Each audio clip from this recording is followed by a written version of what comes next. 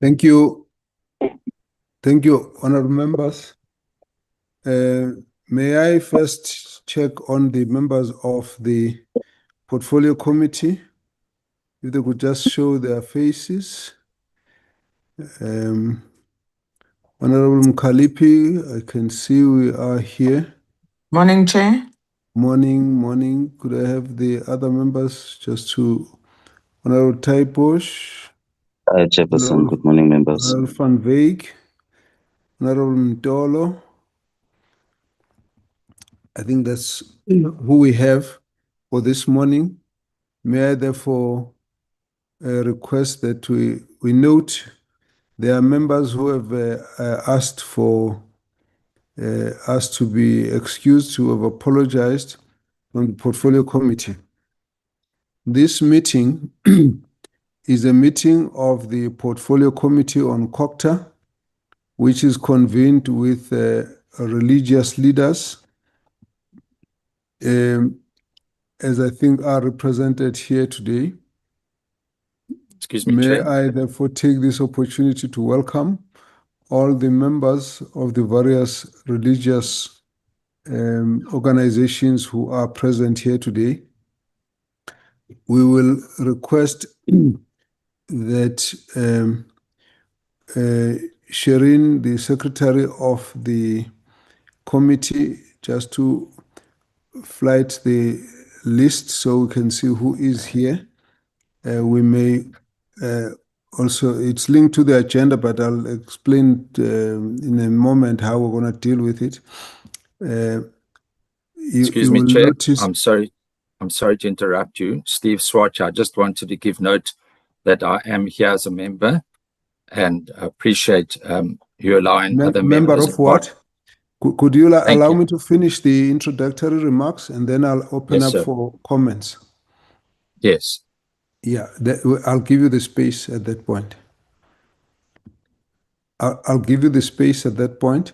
I just do want us to deal with the preliminary so that we can go into a much more structured and organized approach.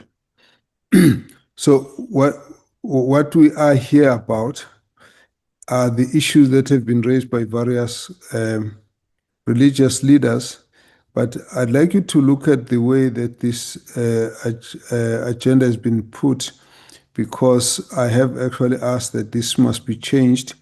So if you can just move it up a bit, Sherin. You have a number of names that are showing. Maybe some of your names may not show. That might just be an error in terms of the list. But we will not follow a strict, rigid timing that you see on the side. What we will do, we have a number of leaders that are going to help to start the discussion based on the memorandum and letters that they've written to the committee. And then we will open up for members to follow. If your name appears, you might take the floor, but if not, you don't need to make any comment as such, because the matter would have been introduced, so it will be a general discussion. So I will not strictly then follow all the names as given, but I do want confirmation with the show of hands if people would like to speak, so that we don't force anyone to have to speak when in fact they would have been covered by a previous colleague from a similar organization.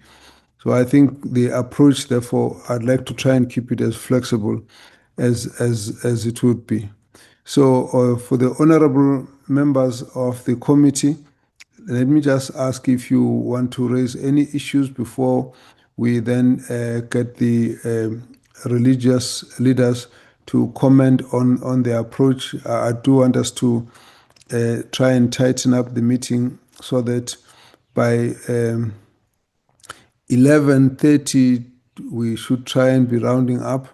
If not, at the most it could go up to 12, but we really want to try and see if we can find each other in the process.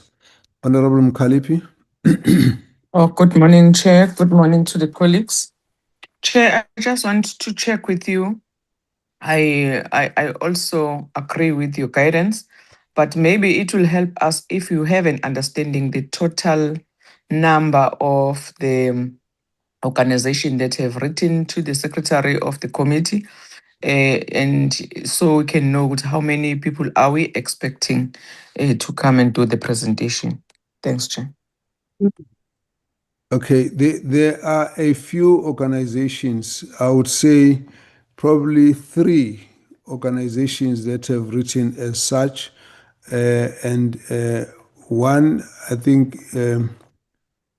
I'll get the correct names just now, but the rest of the members belong to the same organizations, but others may not be may not have sent the letters as such, but they would have raised the issues either in phone calls or in direct conversation, and that's how they got included to be invited.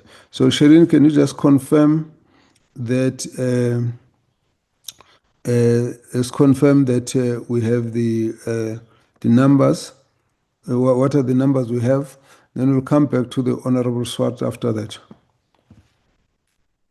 Chairperson, we received 6 formal letters from organizations. It was from the Freedom of Religion SA, from IDAMASA, from the Anti-Regulation of Religion Summit, from the South African Church Defenders. Yeah, and then Pastor Zondi. Thank you, Chair. Yes, I thought there were about 4 groups in all that got us to this point. And so the rest of the members would comment as we go along. We will not insist on everyone getting into the slot that they were given. So I would like members to have a problem with the fact that we didn't follow strictly what has been written here, because I did ask that we must change this approach. Now, let's can we get any other? Sorry, how many people did you say we have today that are confirmed? Chairperson, there is 16 organizations that confirmed that they'll be part of the meeting. Is it 16? 16. Okay, but the people, you'll have to count that. Okay. Yeah, at the moment we have 53 participants on the platform. Let's then get the other members. Any other comments from the members of the committee?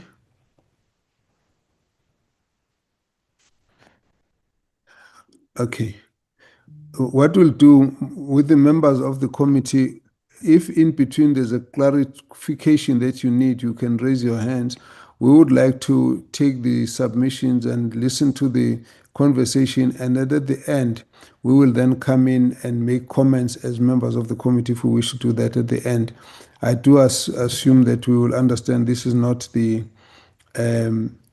first and it's not going to be the last meeting. There will be others that we're going to still engage on. So we may not necessarily conclude all the issues that we want to deal with. Can I then hold it at that? Let's get, yes, Honorable Taiposh.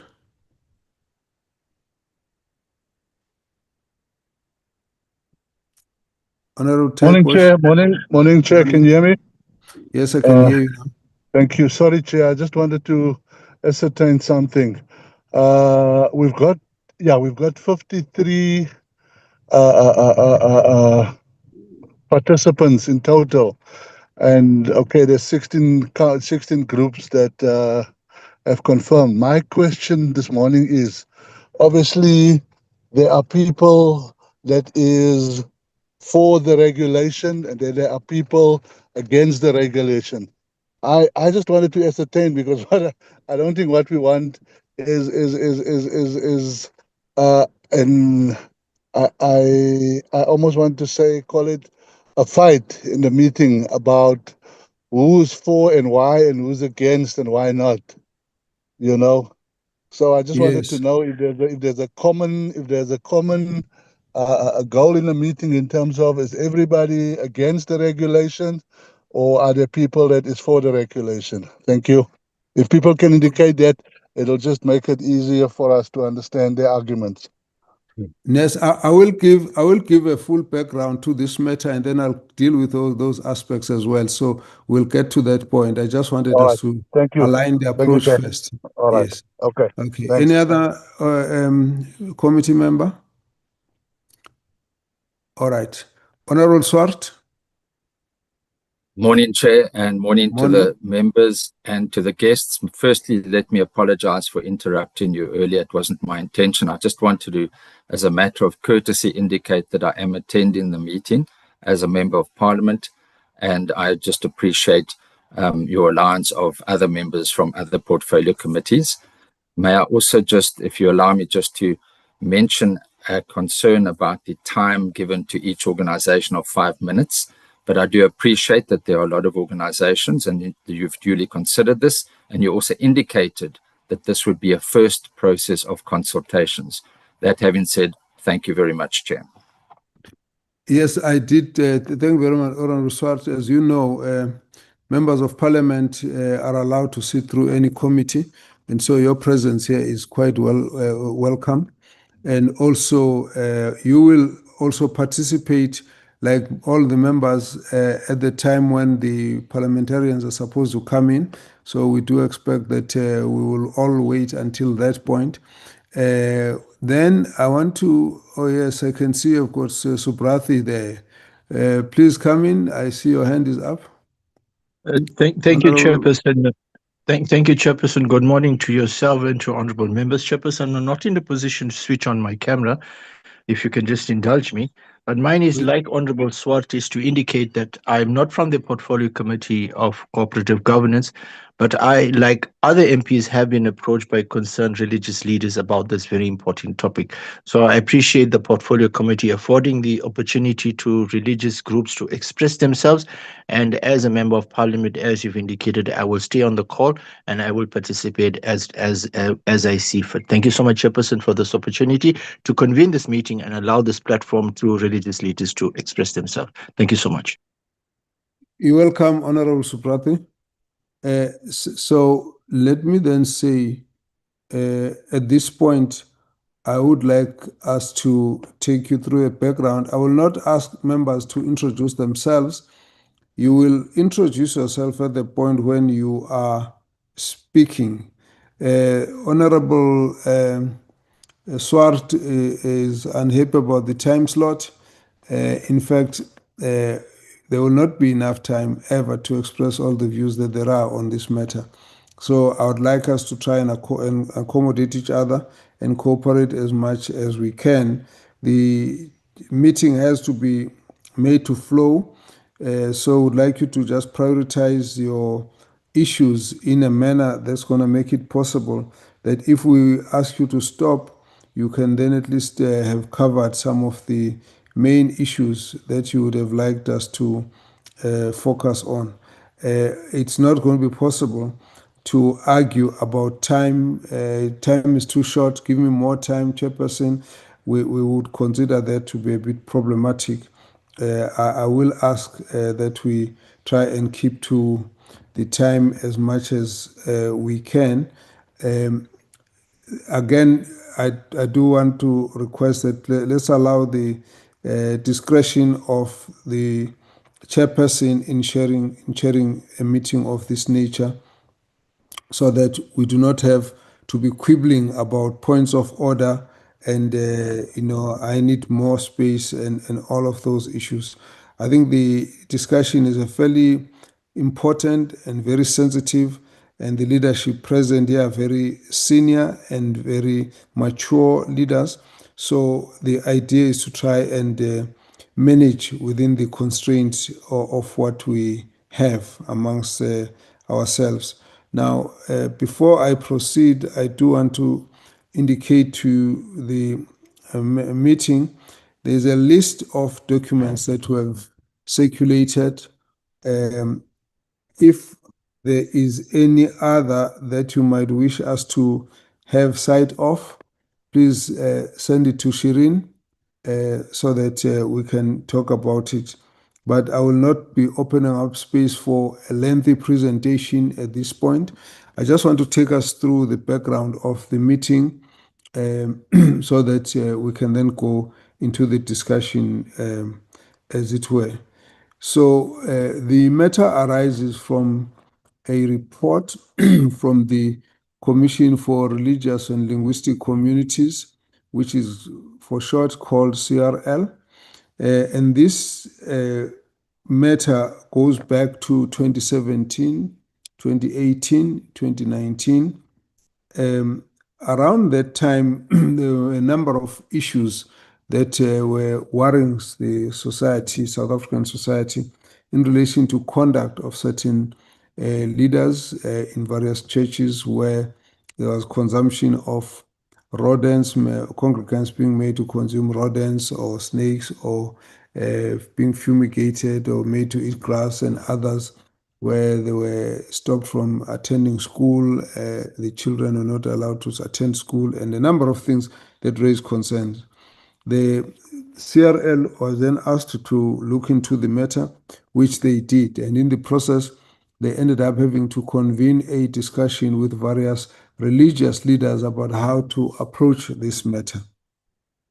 So we do have amongst the documents which we have amongst us a report which was tabled by the CRL to the Portfolio Committee on COGTA, and that goes back to, I think, 2018. Now, amongst these issues, if the members do have the report, it actually talks about a number of issues. Amongst them were recommendations that, having done the research, they felt that they needed to set up a committee, which is a Section 22 committee, which by law they are allowed to set a committee to assist them in doing some of the work. And in the course of the discussion, there was a disagreement that arose in terms of how to curb some of the excesses. The one side was everyone agreed that certain steps needed to be taken to deal with those excesses, but the manner in which this could be done is where there was a disagreement.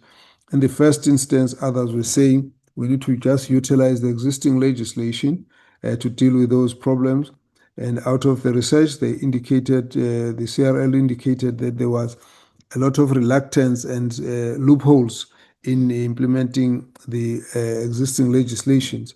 And therefore, the proposal of a regulatory mechanism came about.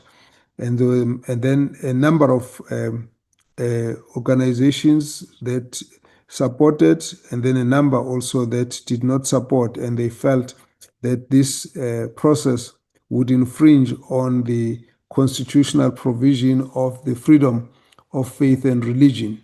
And therefore, they started raising the issues at that point.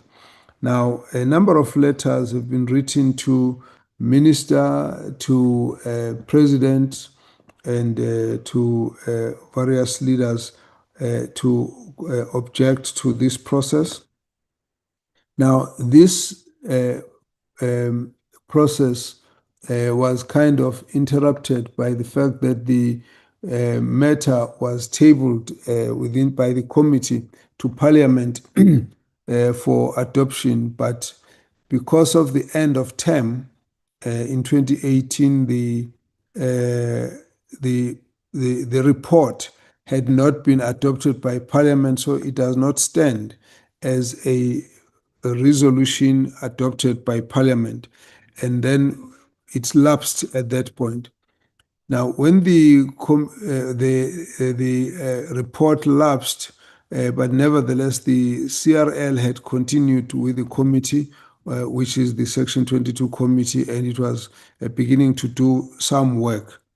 In the course of all of this, the members who had objected, that would include the FORSA, F-O-R-S-A, the freedom of religion, and then also the other one, the defenders, and others. I think at the end also, ITAMASA came in, and they raised a number of concerns, which were similar concerns that had been raised earlier on.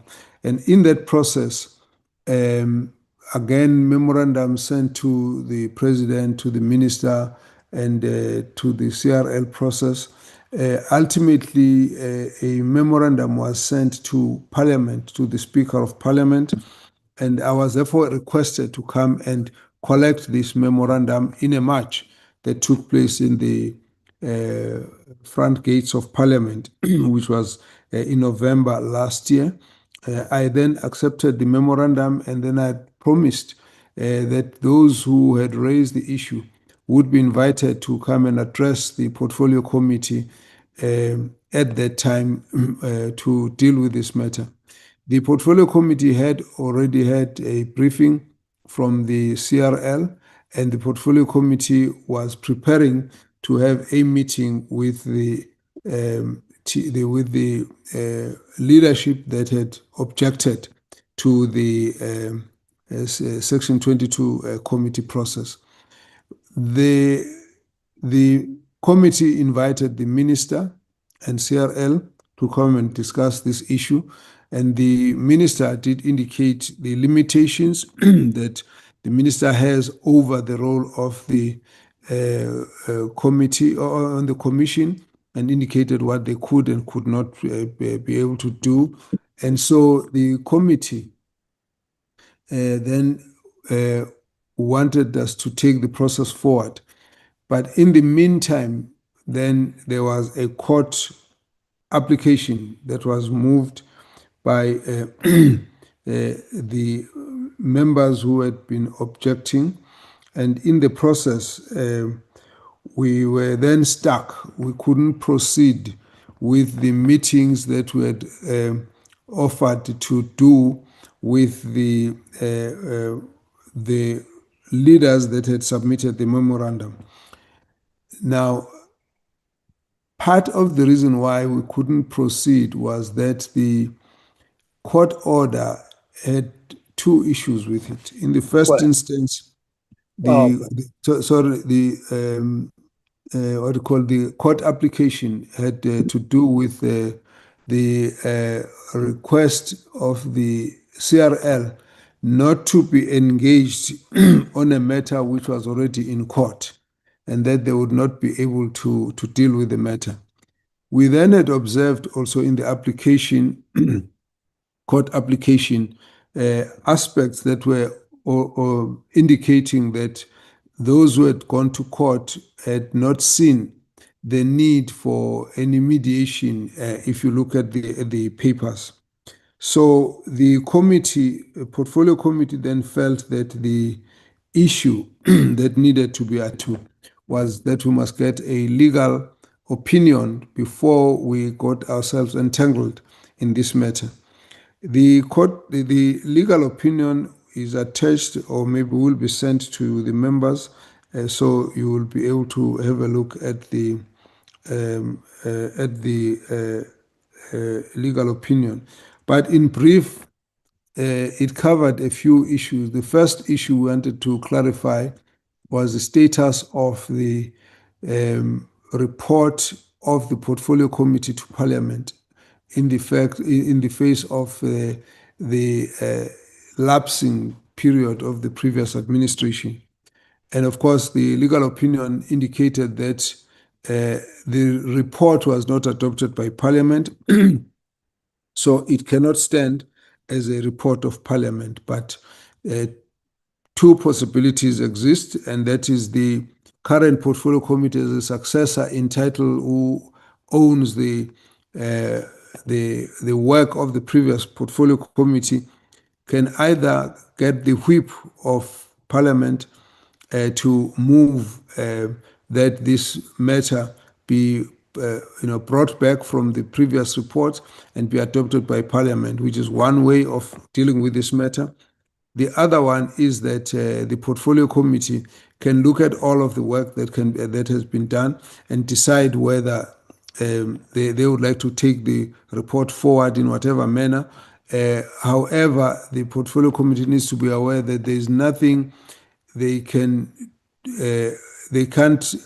undo what has been done, except if they want to start a process that changes the direction in the way that they would have been dealing with it, whether it was them present or not, but it would be a matter of taking the step forward. In other words, we could either review what was decided or what was done before, but it cannot necessarily just be as a committee. We can't have a view that it didn't happen, or it doesn't exist. So we have to face the fact that there is a report in place, and that report we now need to move from that position.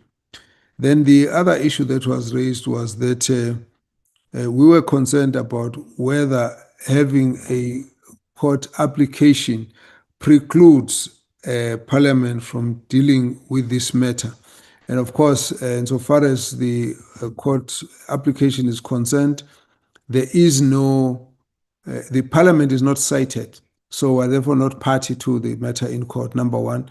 But secondly, on the issues that we were dealing with as Parliament, nothing stops the Parliament from engaging with anyone on the matter, which is why now we've then proceeded to have this meeting. Then the other aspects of it relate to the fact that what is the status or the legality of the Section 22 committee? It became clear as well that that was not set up as a resolution of a portfolio committee or a parliamentary process. It is on the basis of the mandate of the CRL. Therefore, it does not really get affected by where we are at this point. Then the question that as a committee we thought is the nub of the matter is that there is nothing illegal about the Section 22 committee. The issue is whether the approach to the Section 22 committee is indeed transgressing the constitutional provision, which is the freedom of religion and the rights of individuals to practice their faith in the way they understand and believe in it. And therefore, that we understood to be the nub of the issue that really takes the matter to court. So we then felt that to the extent to which, firstly, we have made an undertaking and we've been requested to engage with the leaders, we then owe the various leaders an opportunity to come and address the committee. That would be one. Secondly, we would want to engage with those stakeholders who were part of that conference, the consultative conference, so that those issues that were discussed, we must understand them better, as now we know that there were others who had supported the process of the Section 22, there were others who had not supported it, but also the question of whether there is interference with the constitutional rights of individuals to religion. It's a matter that I think is what causes the debate. So we want to leave it at that without going to any further. Our objectives of this meeting are twofold. One, we want to hear your views as you have raised them with us. Secondly, we would like to also hear what are your proposals of how this matter needs to be dealt with or can be resolved. Those would be at the end of it, the issues. We're aware that there's been a lot of debates and so on. I have left on the side the specific objections to the statements made by Mr. Mkhwana Zikaluva and the whole interpretation of what that means and all of that. I've left those because I believe that will be part of some of the issues that you will be raising. I'm also aware that the chairperson of the Section 22 committee, Professor Xulu, who was appointed at some point, also made a public statement and resigned out of that. And we might just get a bit of insight onto that because he is also amongst the people who are invited here. So I would like, therefore, that we open up the discussion and certainly let me then invite, sorry, Shireen, if you can just see so we don't create too much of confusion, you can just put the list back so we can identify the first few to give us the comments. Okay, so all right. So what we're gonna request is I'm going to change the order a little bit because I'd like that we start with Pastor Mukuba, who's from South African Church Defenders, then Mr. Michael Swain from Freedom of Religion, and then Dr. Shimi Kotu from Anti-Regulation of Religion Summit, and then I would like us to have Damasa. After that, we will then open up those who are on the list. If they still wish to speak, they can just raise their hand, then we can acknowledge them as we go. But I would like us to take that order. Pastor Mukuba, Mr. Michael Swain, Dr. Shimi Kotu, and then Damasa. Then we will continue because those are the letters that we have received. But of course, many of you participated in the memorandum. Can I ask that we follow that approach for now? So, Pastor Mkuba.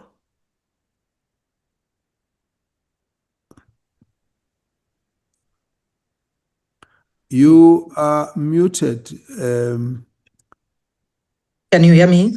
Now I can hear you. You're Thank welcome. you. Thank you. Thank you. Please proceed. All right. Thank you very much. Thank you very much, Chairperson. And I would like to greet you and all honorable members of the Portfolio Committee and all the religious leaders on the platform. We thank the committee for the opportunity to make this submission.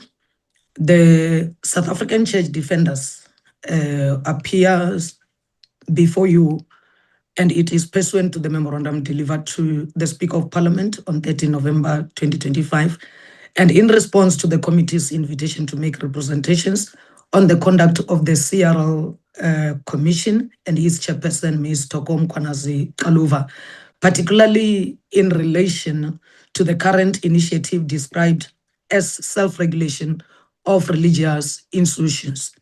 We approach this matter with full respect for Parliament and with a clear appreciation of its seriousness. The issue before this committee is whether a Chapter 9 institution has exceeded its constitutional mandate, disregarded prior parliamentary findings, compromised its impartiality, and embarked on a predetermined process aimed at regulating religion in a manner inconsistent with the Constitution. At the outset, we must state it clearly, we do not reject accountability. The CRL is empowered to educate the public on what constitutes abuse and criminal conduct, and to work with competent institutions to ensure that perpetrators are brought to justice. Where a crime has been committed, the law must take its course. There is no such thing as a pastoral crime. A crime is a crime. The church cannot be made a scapegoat for systemic failures in law enforcement or regulatory capacity.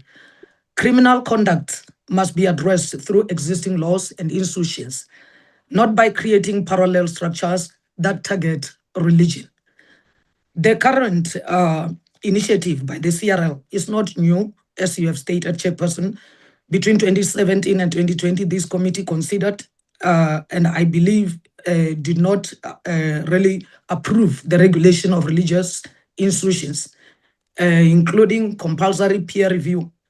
And after those public hearings that were done, Parliament did not recommend legislation, recognizing the serious constitutional risks such regulation would pose. As confirmed by the Speaker of Parliament, those findings have since lapsed and have no legal standing. Despite this, the CRL has returned with a substantively identical proposal now framed as self-regulation. The change in terminology does not alter the constitutional analysis. The CRL Section 22 Committee's own document contemplates structured oversight of churches, coordination through recognized bodies, and the production of a report recommending legislation to Parliament. Clause 2.3 of their document makes it clear that the process is rushed and outcome-driven. Consultation with a predetermined outcome is not genuine consultation. It violates the principle of legality and the constitutional requirement of meaningful public participation. The constitutional framework is clear. Section 15 guarantees freedom of religion, belief, and opinion. Section 31 protects the right of religious communities to practice their faith and maintain their institutions. Section 18 guarantees freedom of association, including the right not to be compelled into state-controlled structures. Chapter 9 institutions are bound by Section 181 to act independently, impartially, and without fear, favor, or prejudice. Against this backdrop, the conduct and public utterances of the CRL chairperson, Ms. Mkhwanazi Kaluva, are deeply troubling. In repeated public statements, she has asserted that churches must be regulated. She has suggested that individuals who claim to hear from God should be taken to psychiatric hospitals. She has mocked religious beliefs through references to angels underwear, and has spoken openly of dislodging and demystifying the power of pastors. We ask this committee plainly, who mandated her to do this? Certainly not the Constitution, certainly not Parliament. These utterances go beyond poor judgment. They demonstrate bias, intolerance, and hostility towards religion, and they undermine the neutrality required of a Chapter 9 or office bearer. Instead of promoting social cohesion, we see the chairperson having sown division, placed churches under intense and unnecessary pressure, and eroded public trust in the CRL as an independent and impartial institution. In this respect, the chairperson has failed to demonstrate her suitability and fitness to hold office. The establishment of the Section 22 committee must be viewed in this context. Serious concerns exist regarding its altered terms of reference, its selection criteria, and its representativity. There is legitimate doubt whether it reflects the diversity of Christianity in South Africa. The resignation of its chairperson, Professor Kulu, further undermines confidence in the process and raises serious questions about its legitimacy, stability, and integrity. It is therefore misleading to suggest that the CRL is merely implementing parliamentary recommendations. Parliament rejected the regulation of religion. There is no mandate to implement. Any renewed engagement would have required a fresh, neutral, and constitutionally compliant process. That has not occurred.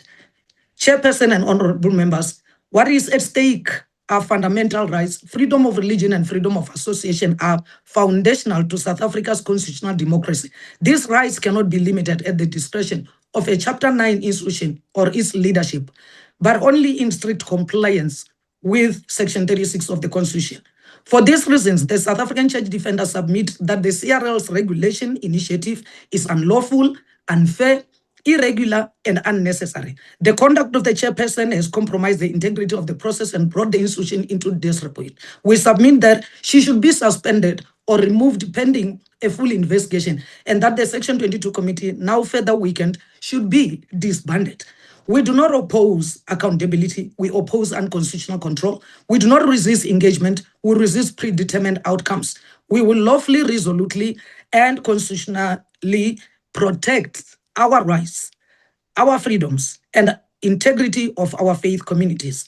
We respectfully urge this committee to exercise its oversight role decisively, to reject any attempt to regulate religion under the guise of self-regulation, and to affirm Parliament's commitment to protect religious freedom and the Republic of South Africa. And in conclusion, we thank the committee so much for its attention. Chairperson and honorable members, the churches of South Africa are not asking for immunity from the law. We are asking for equal treatment under the law. Crime must be dealt with by criminal justice institution, not by regulating belief. Accountability must never become control. Oversight must never become hostility. We urge this committee to protect constitutional freedoms, restore confidence in the CRL, and ensure that no institution is permitted to place itself above the Constitution. Thank you very much, Chairperson. Thank you. Your timing was perfect. Thank you, and you've set a good example. And thank you so much. Let me also say, for members who have something that's been submitted, that's in writing, feel free to send that to the secretary, whether you would have spoken or not. So we will accept that and look at all of it together. So as the members would have seen, the first few who are going to be doing the submissions have got 5 minutes, and then we will regulate the time to be less as we go further, because the bulk of the issues would have been tabled. Now, here in Parliament, 3 minutes is a very long time. 5 minutes is more than enough. So don't feel in any way constrained. I know the rules are different at the pulpit, but in Parliament, this covers the situation quite well. May I invite Freedom of Religion South Africa, Mr. Michael Swain? Same amount of time, 5 minutes. Thank you, Honourable Chair. We really deeply appreciate the opportunity to address this committee and the honourable members this morning. I trust that you can hear me okay. Let me begin by saying... Yes, please proceed. We can hear you well. Proceed. Thank you, sir. 4SA Freedom of Religion South Africa is here because we are a constitutional legal advocacy organisation. That means that our existence is to uphold the constitutional right to religious freedom and the other related rights granted by the Constitution. It should be noted that we are faith and doctrine neutral. We are politically neutral. And we uphold these rights for people of all faiths, or for that matter, no faith at all. We are therefore not activists, and we are certainly not agitators. Our mandate is not theological and it's not political. We come from a purely legal perspective. Let me begin by saying something which has been said, but let's say it plainly and without qualification. Yes, there are abuses within the faith sector. Some are serious, some are criminal. Gender-based violence, financial exploitation. These things must be confronted directly, and religious leaders who commit such crimes must face prosecution like anyone else to the full extent of the law. But this is not an attempt to minimize harm. A crime is a crime, no matter who commits it, and religious freedom has never been an excuse or a defense in law. There is therefore no such thing as a spiritual crime. Crime is something that must be dealt with and enforced by the state against perpetrators, no matter who they are, without fear or favor. The issue for this committee, and you said it very well and eloquently, Chair, is not whether abuse exists. It is whether the proposed solution by the CRL and its Section 22 committee, namely legislative state regulation of religion through peer review mechanisms, is constitutionally justified, practically workable, or indeed necessary. And our respectful submission is that it is not. Now, Chair, you again eloquently set out the history of this, and I don't want to elaborate on that. The only thing that I did want to point out, of course, is that Parliament did not support the call for legislation. Instead, its resolution involved the religious sector pursuing self-regulatory measures within existing constitutional and legal frameworks. And that outcome was not incidental. It was, as you are aware, the product of engagement, deliberation, and oversight. And Parliament weighed the evidence and made a policy choice. So I think the key question today is a straightforward one. What has materially changed since 2018 to justify reopening a matter that Parliament, yourselves, the COGTA Portfolio Committee, has already examined in depth and decided against? So if the underlying facts are essentially exactly the same, then obviously those proposing this legislation, the CRL in particular, need to demonstrate why it is necessary now. And if in the intervening years, the faith sector has in fact taken meaningful steps to strengthen accountability, and it has, then this argument obviously for coercive regulation becomes significantly weaker. So let's just, if we can for a moment, take note that since 2018, the faith sector has not been idle. One of the first initiatives that took place in response to COGTA's recommendations in their 2018 report was indeed taken by senior leaders of diverse faith communities, and it commissioned the authors of the Religious Freedom Charter, Professor Rassi Malherbe is here today, to oversee an interactive process to develop a code of conduct. That was a specific recommendation, and this was developed by and for the faith communities. Now, this Religious Freedom Charter had already been adopted by 20 million people of faith and diverse faith backgrounds in 2010, including, incidentally, the CRL Rights Commission. And the agreement was that since the Freedom Charter was the commonly agreed exposition of the rights of religious freedom, it was the ideal baseline from which to develop a code of conduct to expound the corresponding responsibilities of those rights. And that, Chair, is obviously a big solution that is something that you asked us to present today. And this project was completed. And we believe that it is something which stands very tall when we're looking at alternative solutions. Another potential weakness that the COGTA 2018 committee presented was a sense that there were many independent churches and questions were raised about accountability. But again, it must be noted that in 2021, the South African Community of Faith-Based Fraternals and Federation, and the SACOF, who are also present here today, was formed. And this now represents... You have 1 minute to finish off. Proceed. Thank you, sir. I was actually asked by other people who are here present to take a little longer because of our extensive institutional background, if you could perhaps indulge me a little longer. But as I say, now 24,000 churches are under the SACOF banner. And we went, I say we, Freedom of Religion South Africa, SACOF, the United Ulama Council of South Africa, the Nkululeko Yazizwe Association of Traditional African Faith Fraternals, and met with the CRL in May last year. And we took with us solutions and we appealed for cooperative implementation. We expressed a willingness to strengthen accountability together that was not a confrontation, it was an offer of partnership. Unfortunately, that offer was not accepted, and instead we have a situation which unfortunately is becoming increasingly adversarial. So the constitutional principles are at stake, is that Parliament should not be asked to legislate where cooperative, less restrictive solutions that have not been genuinely pursued and exhausted have been presented. Section 36 obviously permits the limitation, but only according to the test in that particular section. And from a practical perspective, there is obviously significant laws that are in place and effective that regulate, let's say, abuse and bad behavior. So what are these practical considerations? Well, we believe that the main ones is that this committee should be now seeking clarity on whether such coercive legislation is indeed contemplated. It should also ensure that there is strict constitutional compliance with anything that is contemplated.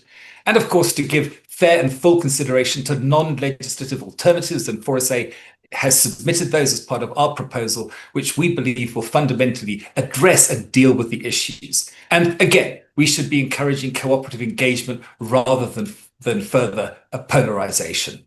And Chair, we do not need a struggle between the state and faith communities. What we need, we believe, is principled partnership within the constitutional boundaries. And obviously, the tragedy of abuse must never be minimized, but neither should it become the basis for constitutional overreach. So we respectfully ask this committee to uphold the constitutional equilibrium once again and protect citizens from harm while safeguarding the freedom that remains one of the cornerstones of our democracy. And we thank you for this opportunity. And our presentation has indeed been submitted to you together with our alternative solutions and a copy of the aforementioned Code of Conduct. I thank you, sir. Thank you very much. That is very helpful. So we did give you a little bit of time because you started name dropping about who we might take the time from. So that's fine. Let's get to the next submission. Dr. Shimikotu from Anti-Regulation. Can we get Damasa to get closer because they will have to make the submission. I think Mr. Zondi, I think is the name. But proceed. In the meantime, we're not doing Zondi now. We're doing Kotu. Please proceed. You got 5 minutes as well. Thank the committee for inviting us. The anti-regulation of religious service shall not release the content in the You have a bit of a challenge. Sorry. No, you have a challenge. Okay. From where I'm sitting, maybe you're a bit far from your mic. It's a bit muffled. Try that again. How does it sound out, sir? A bit closer again. Yes, sir. Is it better? It's better, but not quite where we want it. Really? Just try again. Proceed. Let's see. Do you hear me clearly now? Yeah, let's proceed. I think it's better. Okay, sir. The anti-regulation of religion summits shall not reiterate the content of the CRL letter. No. Cut off your video, and then just focus on the sound. It might improve a bit. Okay, You can switch off your video. It's fine because I think something is going wrong somewhere.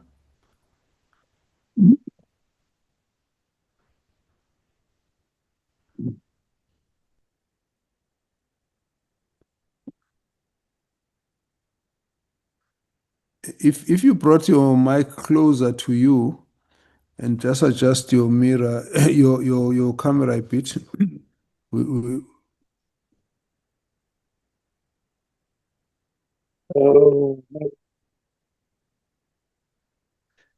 Sometimes we cut off the video if we think your sound is compromised. It helps, but if it doesn't, can I give you a bit of time to try and work on it? I'll get the next person to come in, and then I'll come back to you.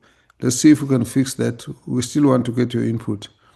So I'll get the Damasa to come in whilst we're trying to fix your side, and then we'll come back to you. Mr. Zondi, you can come. You got 5 minutes as well. Well, good morning. Good morning. Thank you very much, Chairperson. I'm Bishop Nati Zondi, speaking here as representing IDAMASA, Interdenominational African Ministers Association of Southern Africa. I would like to, let me also greet all the honorable members and my colleagues who are all here. And thank you for the opportunity. I'll definitely try and stick to my time. The IDAMASA, first and foremost, maybe would like to remind this committee, in as far as the chairperson did refer to the previous report, which you commented on. Just I want to highlight a few things on that report, which I think would be relevant for the discussion today.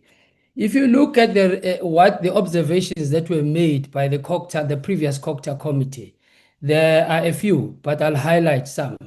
The first one was that the committee noted that the commission did not do sufficient public participation in the previous exercise that the CRL keep referring to, because only 85 denominations were invited.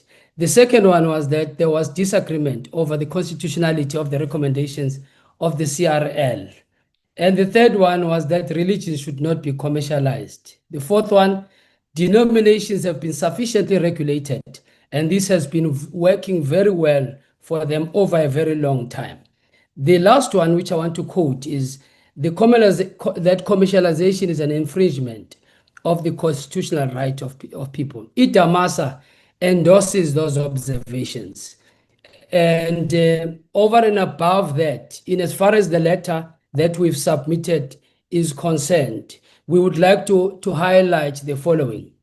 It is in our view that the Commission currently continues to act beyond its constitutional and statutory mandate as it continues to pursue an agenda that will ultimately result in interfering in the internal affairs, governance, and doctrinal matters of churches and religious institutions. And in our view, this behavior is not in line with the Commission's role, which is to protect and promote the rights of religious communities. But instead, it continues to attempt to regulate and to control religious institutions and their practice of faith. The second point Chairperson would like to raise with this commission is about the Section 22 committee, especially in how, as you have noted, it was formed. In our view, this committee's formation was exclusionary. We noted with grave concern that in its formation, the Civil Rights Commission, instead of engaging all other Christian formation, handpicked a few. And in its composition, glaringly, it became unrepresentative and exclusionary because it omitted some of the formations such as Itamasa and various other African independent churches, and of course other charismatic and Pentecostal groupings. And this process and its criteria remains unclear till today on how it was done. So this exclusion, in our view, is deeply concerning because it denies equal participation to legitimate and long-established Christian institutions in shaping discussions that directly affect the broader body of Christ in South Africa. It also reflects the selective engagement by the CRL leadership, which appears to handpick participants aligned with its own perspective, while sidelining those they view as dissenting or they view as independent voices. In our view, this violates principles of fairness, inclusivity, and transparency as required of a Chapter 9 institution. And therefore, it undermines the integrity of the CRL Commission, especially in its work within the religious sector. So in our view, this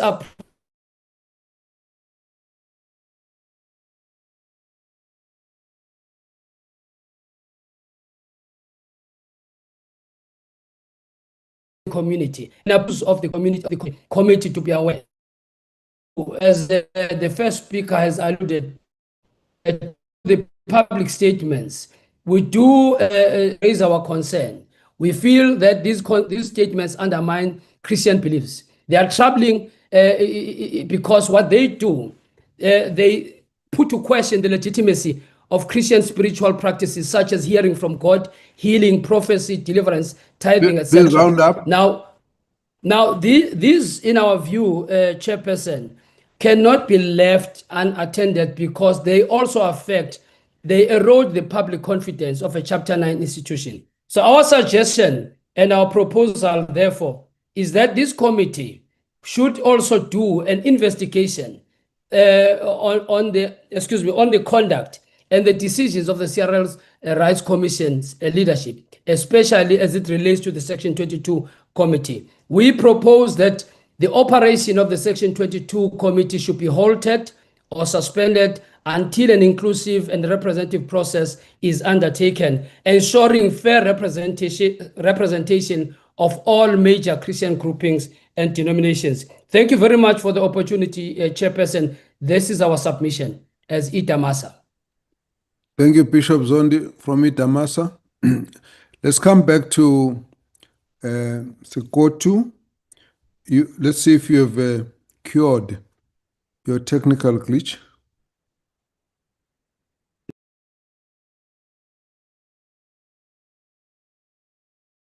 You are at this point muted.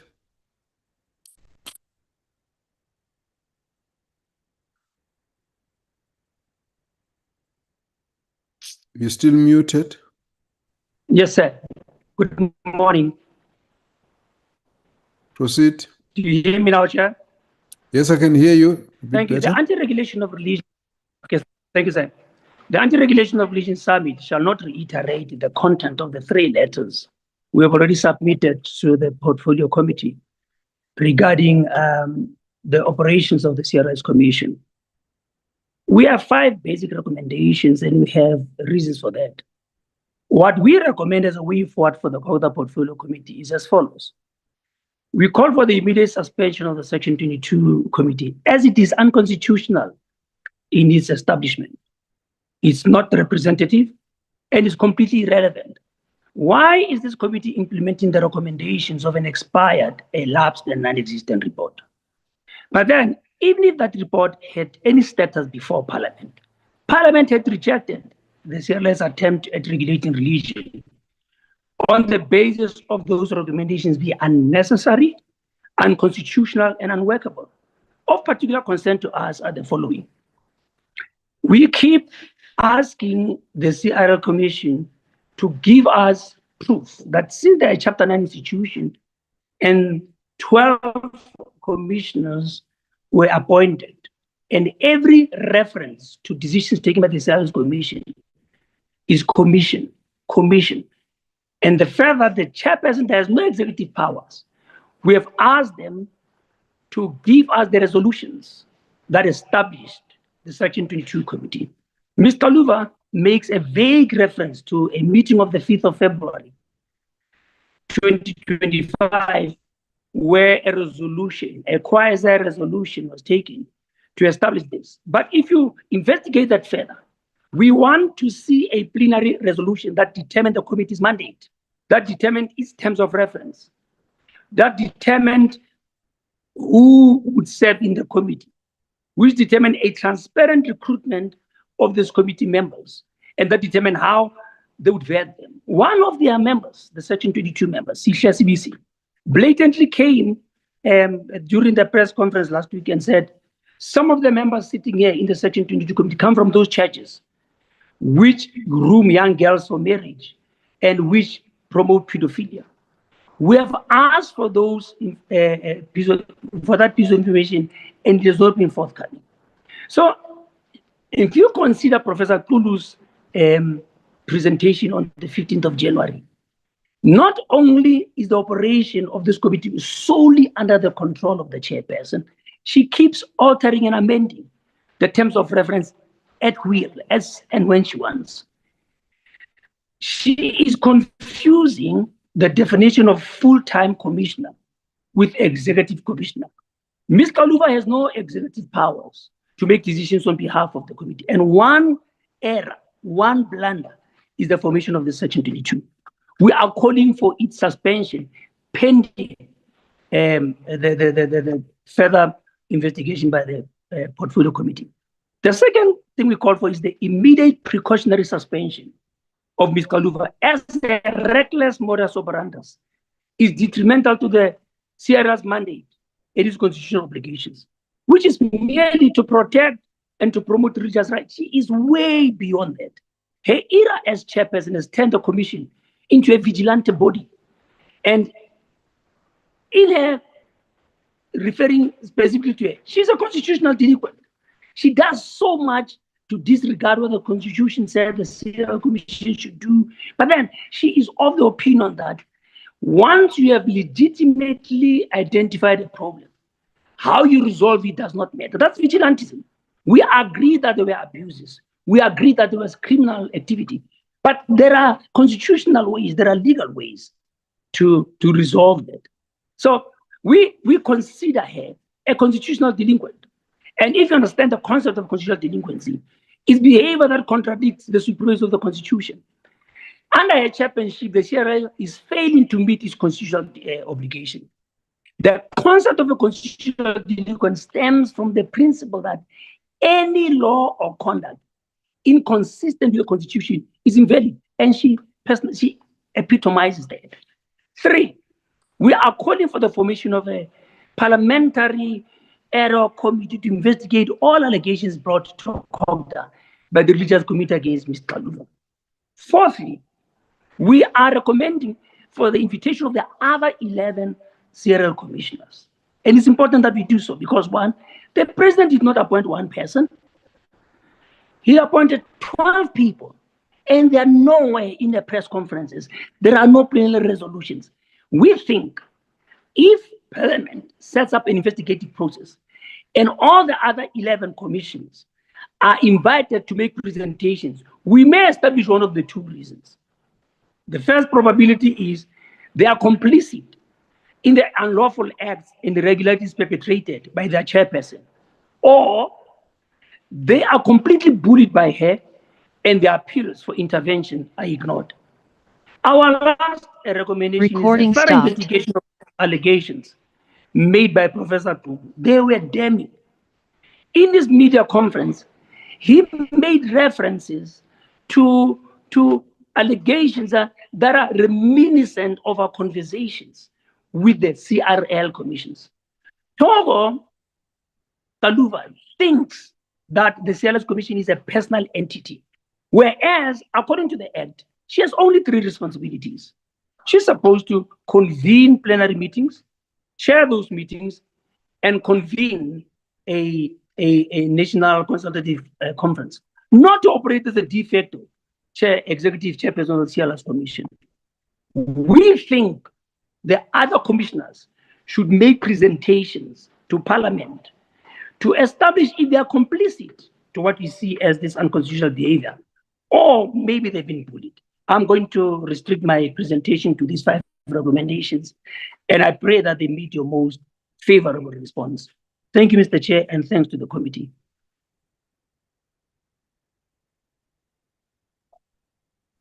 Thank you very much, Mr. Kotu, and thanks for your submission.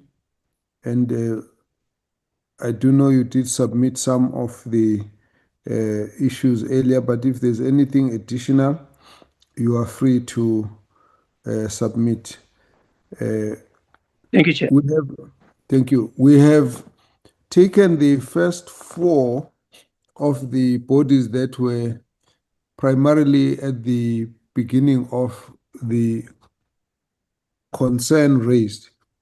Now, I will be asking for additional comments now from the other members, and I would like you to, if you can just show the show of hands, those who might wish to be considered. At the moment, I have 4. I'm going to hold, well, it's 5. I'm going to hold onto that. Seeing that we have had a lot submitted before, and some of you were quoted as a reason why it had to be a bit longer, I'm going to ask you to restrict yourself to now 3 minutes. And I'm going to go by the order of raising of the hands, and assuming that those who might appear on the list, and if they wish to speak, they will indicate when they are ready. And if not, we will not insist that your name is on the list. We'll insist that your hand was up, and then we will take you from there. So if we can just cooperate that way, and we can then take the order in the following manner. We'll take the names in the following manner. Firstly, we've got Marcus Manar Al-Fikr. My pronunciation may not be that good. My apologies. And we've got Pretorius. And we've got Christoph Sauer. And we've got Stephen Swart. We've got Ras Malherbe. But can I ask, before we do that, can I just deal with the Honorable Member Mkalipi? I will always do this just so that we can guide each other on the meeting. Before we can get to the member, Honorable Mkalipi, your hand is up. Yes, Chair. No, I just wondered, because we are listening with interest, and it's very interesting, if we can also ask the leaders who are making presentation to come with recommendations, because so far, all of them, or if not all of them, I might be as well wrong, they are sticking to say that the chair of the commission must be suspended. But we really, really want to hear from them the recommendation to solve this problem that we are facing with. Thanks, Chair. Thank you very much. There have been some suggestions that we have picked up. Recording in progress. Hope we can consolidate them as we move on.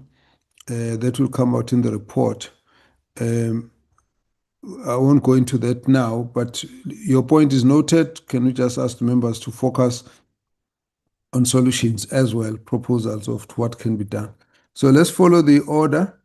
Markaz Manar Al-Fikr will be the first. And 3 minutes is maximum. It's not compulsory. It's maximum. Please proceed. Thank you very much, Chair. And good day, and good day to all the members. So basically, I'll be speaking on behalf of the Muslim community, and we'll be representing a wide range of organizations, which include the United Ulama Council and all its partners, as well as the Muslim Lawyers Association. And we just want to firstly place on record that we agree with the other presentations, particularly FOSA and the other members, about the core issues that we're currently facing. Basically, that any move towards any type of regulation of religion is a threat to religious freedom in South Africa. And I know many of the key points have already been mentioned, and these are points that we as a Muslim community also find very concerning. And for the benefit of all those present, I'll try to keep my presentation as short as possible. So I just want to actually focus on one concern that we have as the Muslim community, and that is that the process that began was totally unfair, and we believe it was unconstitutional because we were excluded from the entire process. And Chairperson and other members, what we want to be very clear is that we not support the CRL Rights Commission Section 22 approach. And what I'm about to say is in no way we're trying to endorse it. But our concern is that when this process was initiated, it effectively started with one faith sector, which is the Christian sector, while the other faith communities were not included from the onset. And this, according to us, is not any small procedural issue. It's actually a serious concern to us, because our concern is that if a process that can affect all faith communities begin by excluding other faith sectors, then it is not meaningful consultation, and it creates a strong impression that the direction is being set first, and then other religions will basically be invited later to just simply comment. In other words, what we're basically saying is that the entire procedure is unfair, and we're being marginalized as other faith communities, which includes the Muslim communities and other communities. Because basically our concern is this, that once the discussion with the Christian faith is complete, then we'll already have a set of norms, expectations, and enforcement ideas that can directly affect all the other communities. And we are basically being excluded from that entire process. So that's why from the onset, we have on several occasions requested to be part of the process, and the CRL chair, dismissed this concern. She said each religion should be treated individually because we don't want to mix the matter up. But our concern is this, that as long as you start one at a time, you're already going to create norms, you're going to create standards that will inevitably affect all of us. And I just want to touch now on the final point that was mentioned about... You have done your 3 minutes. Okay, thank you very much. Yeah, thank you very much. Let's have the next speaker, Mr. Jan Pretorius. Thank you, Honourable Chairperson, Dr. Mkhize, and also the honourable members and colleagues. This is our statement to the PC committee, the portfolio committee at COGTA. Thank you for the opportunity for us to address this committee. We are standing again also on all the previous statements, and we wish to just highlight a few things from South African community of faith-based fraternals. We stand here today representing them, and SACOF today compromises of about 239 member bodies, fraternals and federations with close to 21,000 faith organizations. It's churches, networks and federations and denominations. And over the past few years, we have seen a growing number of previously unrelated and independent churches voluntarily associating themselves with recognized umbrella bodies like SACOF and many of the others that are here. And this trend is significant. And I think it does demonstrate that the faith sector is not resisting accountability. Rather, it's actively seeking structured, peer-based accountability within the constitutional compliant framework. And within us, we as the faith community know exactly that there is a big problem, and we are actively working against these fraudsters and criminals that do hide under the banner of faith.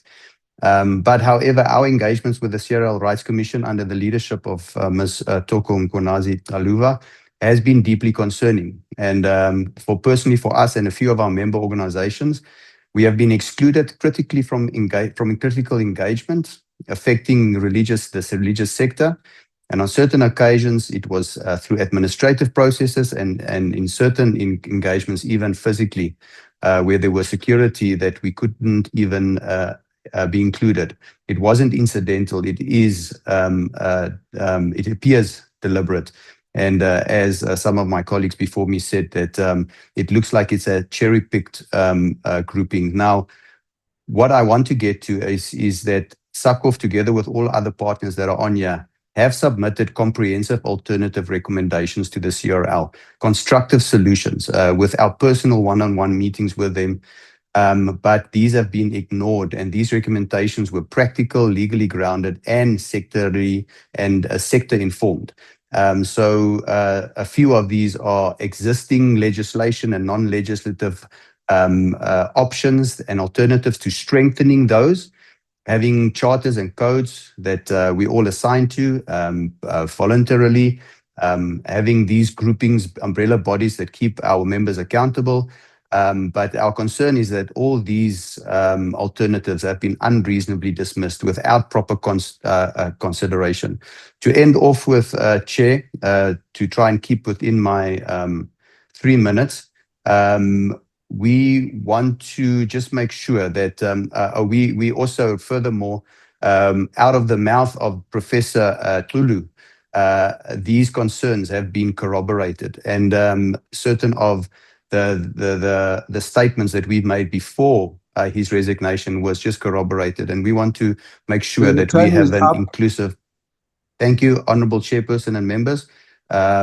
We would like to just ask for fairness and constitutional integrity. Thank you, Chair. Thank you very much. May we have Mr. Christoph Sauer? Honourable Chairperson, thank you for the opportunity. I present on behalf of the International Institute for Religious Freedom and its South African branch. As a professor of religious studies and expert on religious freedom, I'm a long-term observer of the matter under discussion. And basically, I concur with the preceding speakers. Let me point to issues that have not been mentioned yet.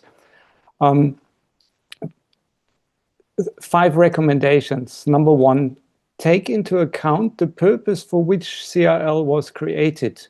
Query what aspects of the CRL's current interventions regarding religious communities are covered by that mandate and which are not. If necessary, ask those who helped create the CRL. Number 2, take into account the complete history of the CRL's involvement with proposed registration and regulation of religion as a response to various abuses and irregularities. I covered this in an essay on safeguarding freedom of religion or belief, assessing the recommendations of the CRL Rights Commission in light of international human rights standards, that is available open access. It covers the previous term of office of the current chairperson until 2019. Unfortunately, the balance of the record is quite negative, and I see an extension of this mode of operation in the current term. Number 3, take into account the whole history of COGTA PC's involvement with these issues. If you decide to revive the lapsed COGTA PC's recommendations of 2018, may I recommend that you equally consider the outcomes of COGTA PC's Indaba with religious communities on harmful religious practices, conducted 10 to 11 March 2020. The then acting COGTA PC's chairperson had commissioned me to summarize the suggestions made to deliberate on the way forward. These were tabled and discussed, and the COGTA PC was to decide on them thereafter, but then came a pandemic and lockdown. These suggestions contain 14 points, among others, recognition of alternative solutions and acknowledging that the religious communities are doing a lot for self-regulation, as has been mentioned. Number 4, honourable members have repeatedly warned the chairperson of CRL about misleading Parliament. CRL chairperson, and that was concerning representativity and statistical claims. I have done the math on how many Christians are represented by the Section 22 committee. I arrive at 26 million of adherents of the entities CRL declared to have co-opted. I've written a whole paper on it if you'd like to have it to pursue that matter. Finally, as a scholar, I encourage you to request evidence for claims that are made without substantiation. Another such claim is that the situation regarding spiritual abuse in South Africa has become worse since the 2015 study of CRL. You could consider asking the CRL to make transparent how many complaints pertaining to religion they have received annually since then. It's about 18 in the last reported year, and how many of those actually pertain to matters of spiritual abuse. Your time is up. Thank you very much. Thank you for your attention. Please share your paper as well with the Secretariat. It should be interesting. Thank you very much. Let's take the now, Honorable Swart. You Yes. will not be. Yeah, I appreciate that, Chair. I think I'm out of line now. I'll rather step back to allow organizations to give inputs. Or is it an opportunity for MPs now? No. It's too early. MPs have got a bit of time. We've got about 6 people in front. But let's listen to them. Yeah, no, don't worry. Sir. You just wait. What we'll do is we'll just call on MPs. Then you'll come at that time. Then we don't have to keep pushing you from the queue. Let's get it's becoming very interesting. So let's allow the following speakers: Rasim Malere, then Lucas Nkosi, Madeleine Ellis, Philip Rosenthal, Prof. Bill, Tembi Tulwana. That's the order. I will keep reminding you. Let's proceed. We start with Rasim Malere. Please proceed.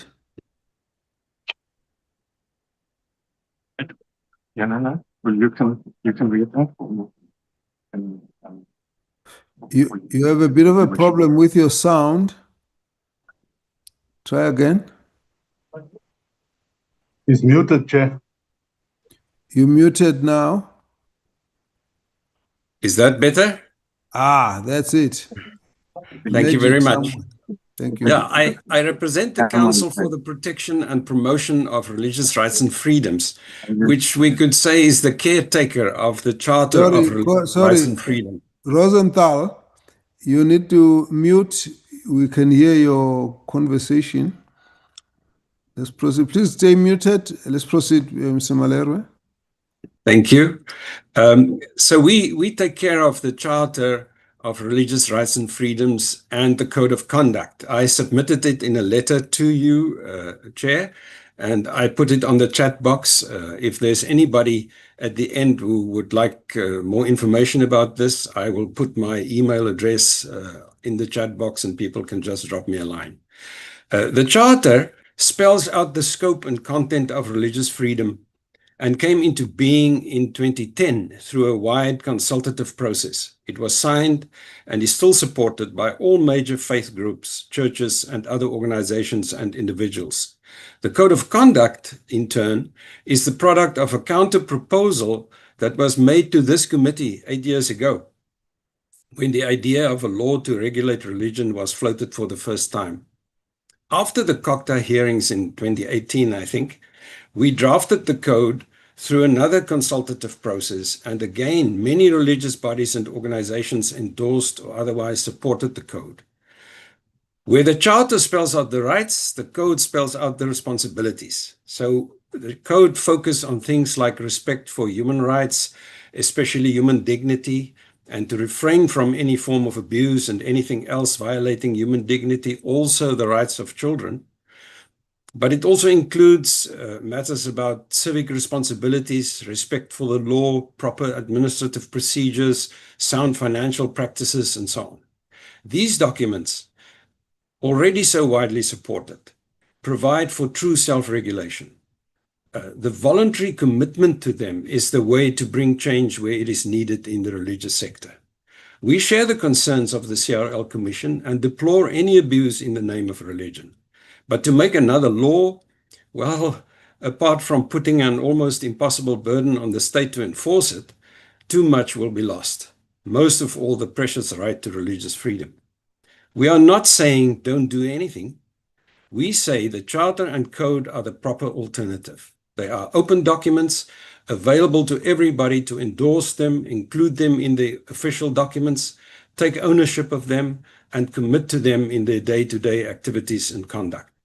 It will be a process of hard work to get people on board, but it will be worth it. So we invite everybody to take up the Charter and Code as the proper self-regulatory way forward to address malpractices in religious communities and ensure the well-being of people in those communities. I thank you, Chair. Thank you very much. Your suggestions are fairly succinct and clear. So please, you may just share, if you haven't already, those proposals that you have, but we note your contribution. Thank you very much. Let's have Mr. Lucas Nkosi. Thank you, Honorable Chair, for the opportunity. We managed to submit the document which is there in detail. So in the interest of time, there are, I think, 3 or 4 things that I just want to highlight. And the first thing that the chair you spoke to is the issue of legality of Section 22. Now, I have noticed that there was no careful reading of that provision in the Section 22. So CRL in its became creative with that line of that provision. Now, if you carefully read Section 22 of the CRL Act, it makes provision for 2 categories of Section 22 committees. And the number 1 is members only, meaning commissioners only. And then, or alternatively, members and staff or other people. But now, in the reading of the CRL, to create this so-called independent Section 22, they have put a comma where that, after staff, they put a comma to create a 3rd category. So where we stand as the COCC, that committee was not lawfully, appointed because it did not follow the letter of that section there. And then now a Section 22 committee is a committee of the commission, but the instruction from COGTA in that recommendation of 2018, February 14, for self-regulation, it was not something that was supposed to be done by the CRL, but the sector itself. Now, in its argument, the CRL says we had to work out something so that we have a financial backup, to assist that thing. And then that thing, there's a provision within the Act from Section 36 to 38. If the issue of funding was a problem to fund the process and so on, provision is there. And then, so that the sector owns the process itself. So we would like for the committee to relook and carefully read, that line, and then to see, and we'll take it from there. The second aspect now is the issue when you reduce all the challenges that CRL is raising and why they do what they do. They've been saying even previously that it's about curbing issues of abuse. So the issue is about abuses. Our current law speaks to what to do to the abuses that are there. And then even in the previous, from somewhere October and so on previously, there have been 4 cases of religious leaders, pastors who have been successfully prosecuted for issues of abuse. And our argument even previously has been, if the law is being applied, it works effectively. The NPA has proven with those successful prosecution of those cases. Now, if it's an issue of abuse, our law speaks to abuse. So if we set up a committee to say we are dealing with abuses, doesn't our law speak to abuse? There are acts of parliament that speak to issues of abuse and how the courts should deal with. And the third thing, as I close, has to do with, why demand, the issue of demand that is being made, that the church as a juristic person is subjected to rules that don't apply to other sectors. Like, for an example, the time is up. Okay, thank you. Thank you. Thank you very much. Let's get the next speaker, Ms. Madeleine Ellis.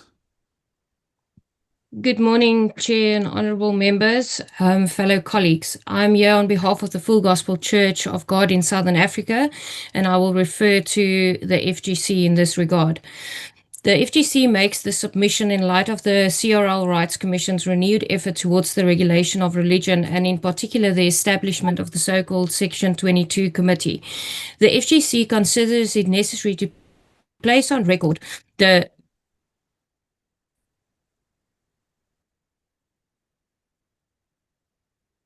Sorry, something has gone wrong there.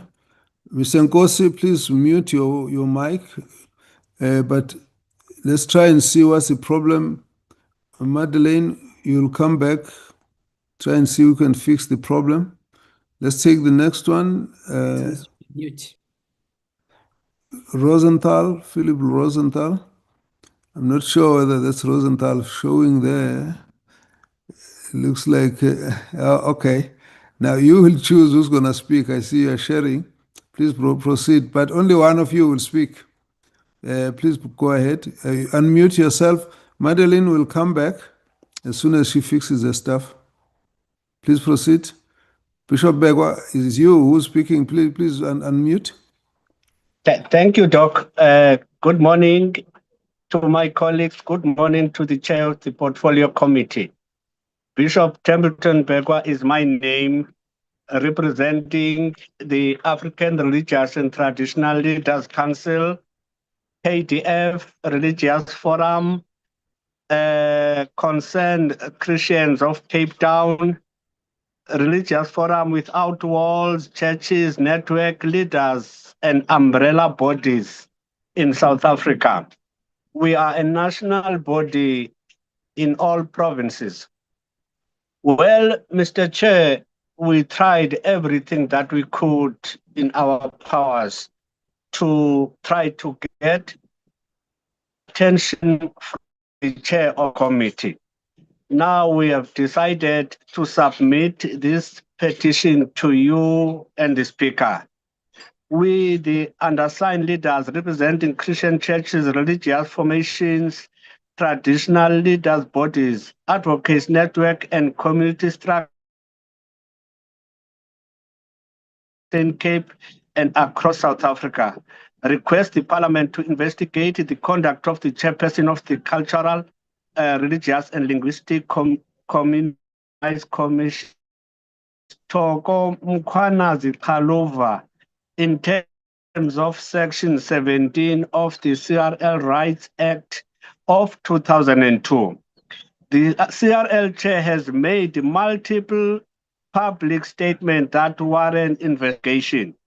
This includes statements that are misleading, disrespectful to religious beliefs, divisive, intimidating, and discriminatory to religious communities, and proposing extension of the CRL powers to enable the authority to prohibit just practitioners which are outside of the constitutional mandate of CRL Section 185 or any other organ of state. The codes attached annexure and thus are attempt of contravene Section 41 of the Constitution. The chairman of the Section 22 committee appointed by the CRL, Professor Musakulu, made multiple public allegations against the CRL chair in his public resignation letter on the 15th of January 2026 that warrant investigation on its own. This includes interference, including chairing the process of the Section 22 committee while sidelining the actual chair, that is Professor Musakulu, holding private meetings with certain members after publicly promised the independence and co-opting new committee members without consultation or clear process. The CRL chair repeatedly recklessly actions and statements are causing division, undermining the harmony and tolerance in the religious communities. That is CRL Commission mandate to protect and undermine the credibility of the CRL Rights Commission, contrary to the requirements of Section 15 of the CRL Act and Section 185 of the Constitution. This compromise credibility undermines the legitimate and mandate functioning of the Commission. We request an inquiry into the conduct of the CRL chair in terms of Section 15 of the CRL Rights Act 2002 by a committee of the National Assembly that if an investigation she is found in contravening that a recommendation to made to the president for her removal in terms of Section 17 of CRL Act and Section 194 of the Constitution, relevant and attached. Chair, thank you so much. God bless you. Yes, thank you very much. I will still try, and if there is more time later, we'll still open, but we've got the thrust of your submission. Now, Madeleine. Yes, proceed. Muted now. Madeleine, please proceed. Thank you, Chair. Apologies for the technical issue earlier. As I've stated, the Full Gospel Church of God in Southern Africa wishes to make submission in light of the CRL Rights Commission's renewed effort towards the regulation of religion, and in particular the establishment of the Section 22 Committee. And in this regard, it places the following on record. The process followed in establishing the Section 22 Committee, the apparent objectives of the Section 22 Committee, the constitutional implications of regulatory intervention in the religious sector, and the absence of transparency and meaningful consultation. Well done. The issues raised are not merely Sorry, Mr. Rosenthal, please mute your phone, your mic.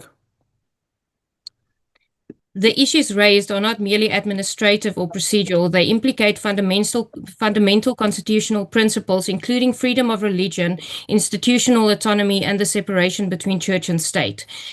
The lack of transparency and selective participation in the establishment of the Section 22 Committee is concerning. Key stakeholders within the Christian sector were excluded from participation, the Full Gospel Church being one of them, a denomination that has existed in South Africa since at least 1910, and which has actively engaged with the CRL and the Parliamentary Portfolio Committee on COGTA since at least 2017, was not invited to participate in the formation of this committee. Given our historical engagement and standing within the Christian community, such exclusion cannot reasonably be regarded as incidental. It raises serious concerns regarding the fairness, representativity, and the administrative propriety of this Section 22 Committee.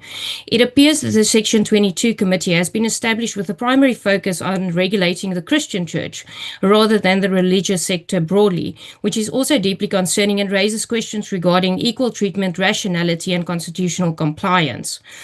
It is common cause that the CRL has previously called for Parliament to enact legislation regulating religion, and significantly, this committee, in prior engagement, rejected those proposals for legislation aimed at regulating the religious sector. That position recognized the constitutional risk inherent in state regulation of religion and sufficiency of existing legislative mechanisms. The substantive position of the FGC is that they wish to unequivocally state that it does not deny that there are harmful and abusive practices in certain quarters of the religious sector. Such conduct is condemned in the strongest possible terms. However, the existence of isolated abuses cannot justify unconstitutional regulatory overreach. The FGC's position is grounded on the following principles: institutional religious autonomy. Religious institutions possess constitutionally protected autonomy in matters of doctrine, governance, discipline, and membership. Self-regulation within properly constituted and accountable religious bodies is not only constitutionally permissible. Please mute. Somebody's mic is running. Self-regulation within properly constituted and accountable religious bodies is not only constitutionally permissible, but preferable. State or quasi-state oversight of internal religious affairs risk unconstitutional intrusion into the doctrinal matters and ecclesiastical governance. Freedom of religion is protected under Section 15 of the Constitution and is intertwined with freedoms of association, expression, and dignity. Any regulatory scheme that permits state oversight of doctrine, internal discipline, leadership appointments, or ecclesiastical governance is constitutionally perilous. The FGC cannot support or recognize any structure that subordinates ecclesiastical governance to state or semi-state oversight beyond constitutional limits, or imposes regulatory requirements inconsistent with religious freedom, or seeks legislative endorsement without broad-based and transparent consultation.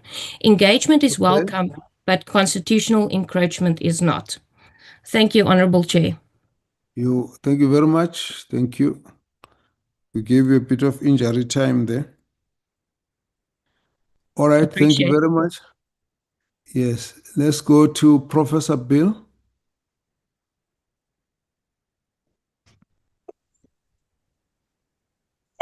Good day, Mr. Chair. Can you hear me? Now I can hear you. Thank you so much, Mr. I speak on behalf of the Doctoral Council of Churches, representing the African independent churches in our country. We have a position on two things. One, we have already a registered body within our country called the ACRP, which is the Association of Christian Religious Practitioners. It's a SAQA recognized professional body serving pastors, ministers, leaders, and counselors in South Africa and beyond. Now, the mere fact that we want to confuse issues and bring all other faith under one umbrella body, that's the problem we have in this country. We had got to have the Muslim to have their Muslim council who will represent them. We have the Christian council that will represent the Christians. And let these bodies be all professional registered bodies. We do have ACRP for the Christian religious bodies in South Africa. It was established 2014, and the ACRP promotes the professionalism of Christian ministry through formal recognition, ethical standards, and access to continued professional development. The mission of this ACRP is to support Christian religious practitioners in fulfilling their calling and promote the provision of training to religious practitioners. My advice, Chair, to all of this is for the CRL leadership to go and sit with the leadership of the ACRP and let them educate them concerning the topic of religious leaders within our country. And I think out of that discussion, the CRL leadership will learn a lot that they actually need to know about the Christian community in our country. And as much as we have some other faiths, yes, they most welcome to go and establish their own professional bodies. And the problem that we have, if you want to put all these things together, there will be some sort of competition, and it will people will overstep their boundaries because they think they understand that particular fraternity and they do not understand that. So it is important that people must understand. We cannot put these things together in one basket. That's when we're going to have trouble in this country. We respect other religious leaders from all other faiths, but I think they need to have their own identity, promote their thing, and have a representative from their side onto these national structures. And I think that's the only way out for us here. Because you will have the Sangomas, the traditional leaders, and all of that. They're also part of the CRL. And they will also feel in a way that we, as the Christian leaders, have become now competition to them. And then we will start another fight again. So my humble plea this morning is for us to recognize our diversity and create a platform of diversity. And let each formation have its own representative and stay under its own blanket. My Chair, that is my proposal this morning. May God bless you. Thank you very much, Prof. Bill. Thank you very much. Let me take the last hand there is Tembi Tulwana.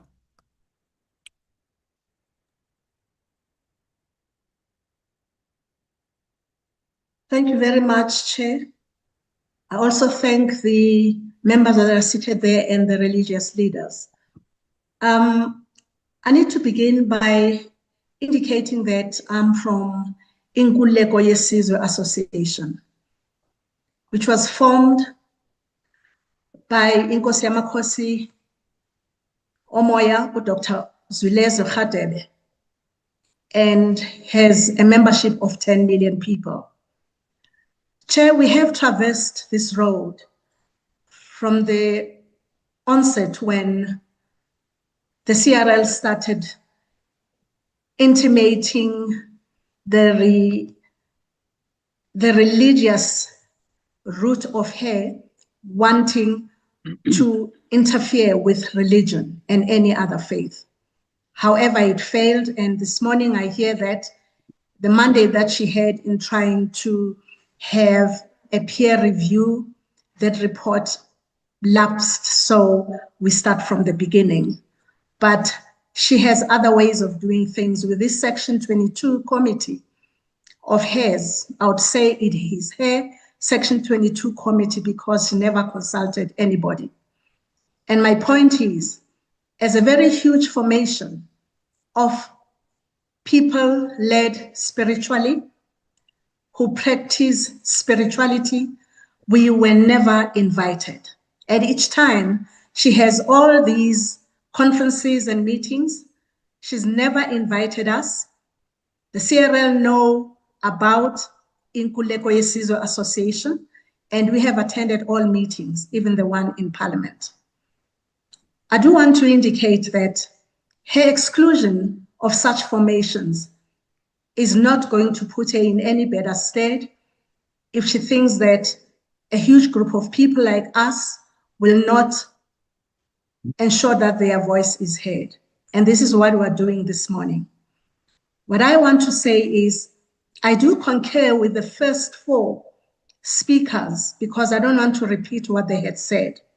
What we want to say is, we are not in support of the manner in which Mrs. Togoxaluva Mkhwanazi is handling a very important Chapter 9 institution that needs to lead, guide, and give advice and ensure that there is collaboration within churches and those that do untoward activities. There are good bodies within South Africa. She must refer those things to. However, we also say to her, her manipulative ways of wanting to create this Section 22 committee are not going to work, and we are not supportive of the stance that she has taken in South Africa. And we say, with immediate effect, okay, she needs to be investigated, and the process of the Section 22 committee should be started all over again, and everybody that will add any salt meaningful to South Africa and the faith groups in South Africa should be invited. Thank you. Thank you very much. We're going to take one last hand, which is Professor Kulu. Then I'm going to open up for the members of Parliament to make their comments. I'll open one more time, but with a shorter timeline after that, so that those members who might wish to add what might have remained, clarify, or answer, they'll get that opportunity. That will be after the members of Parliament have made their comments. Professor Kulu, you're on the floor. Good morning, Honorable Chair and the Portfolio Committee, Kabazela. My input is very short now because the members have spoken, and I agree with all of the submissions that have been made. I just wanted to say, because I was inside there, maybe I can shed some information in the sense that I saw how this committee was formed, and I saw how Mrs. Taluva directly participated in the writing of the document, which they released on the 19th of December. And what made me to leave eventually was that, although I was appointed as a chair, I never really chaired any meeting to the full. And on the 17th and 18th, when that document was drafted, she just said, no, I'm chairing now, Reverend Professor, I'm taking over. And she chaired, and she was raising her hand, and she was directing the writers that but they must write in that document and so on. And then she goes to the public and says, no, that Section 22 committee is very independent of the commission, which is not true. And as a pastor, I found it that I cannot collaborate in a situation where lies are being told to the public when we know internally that it is not so. But also, there were no criteria to get people into the Section 22 committee. It was very random. You go to this church and then you jump the church and then you go to the next one and so on, according to whether they will agree with you or not. And so I had a problem with that as well, because I think those people who are there, none of them is really trained to understand the issues at hand to the extent that there can be a productive outcome out of it.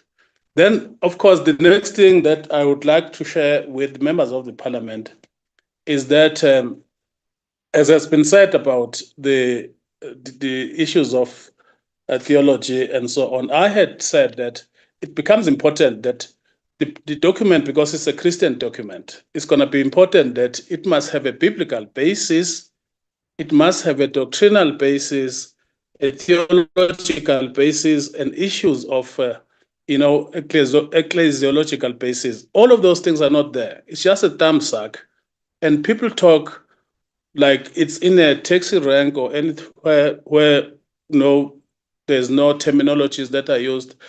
And what made me, one of the days that made me really decide that I can't stay here was when they were laughing at the doctrine of fivefold ministry, saying there's nothing like that. The pastors are just creating this thing. It does not exist. I thought that was a direct attack on the church.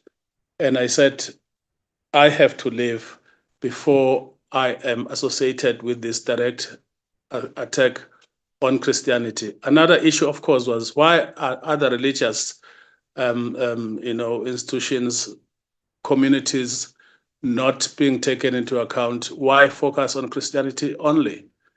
And so eventually on the 19th December, because I was not participating in the writing of that document, when they went to the media, I said, no, I can't go to the media, because if the media ask me a question, I will not be able to answer the question, because I've not participated in this and I disagree with the approach.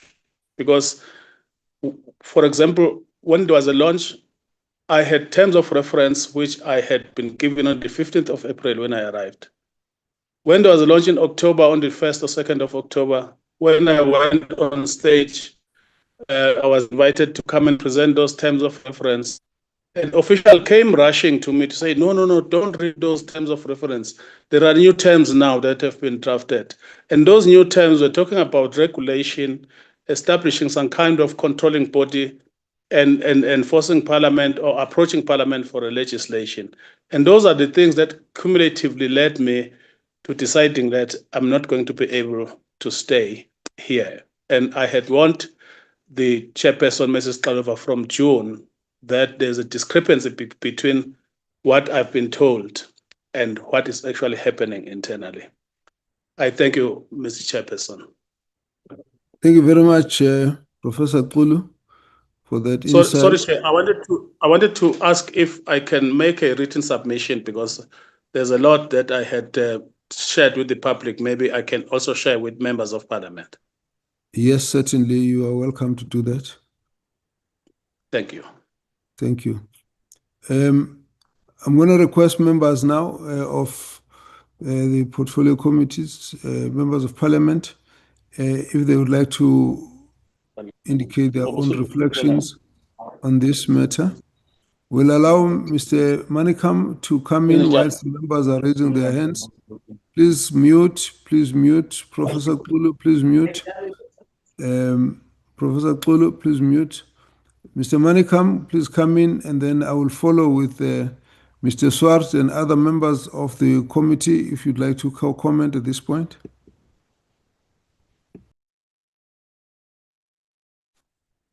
Thank you, Honorable Chairperson Kabazela.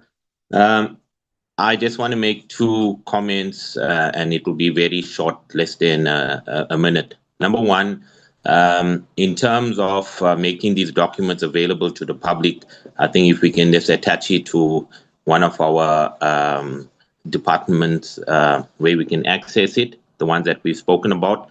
The other thing is there's so many issues being raised against the chairperson.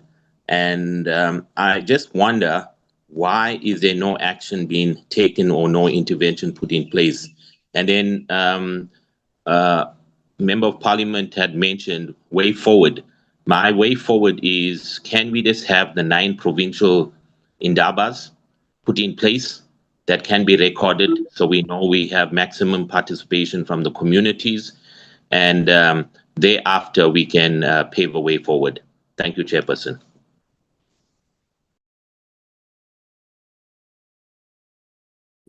Thank you, Mr. Manikam. This is the first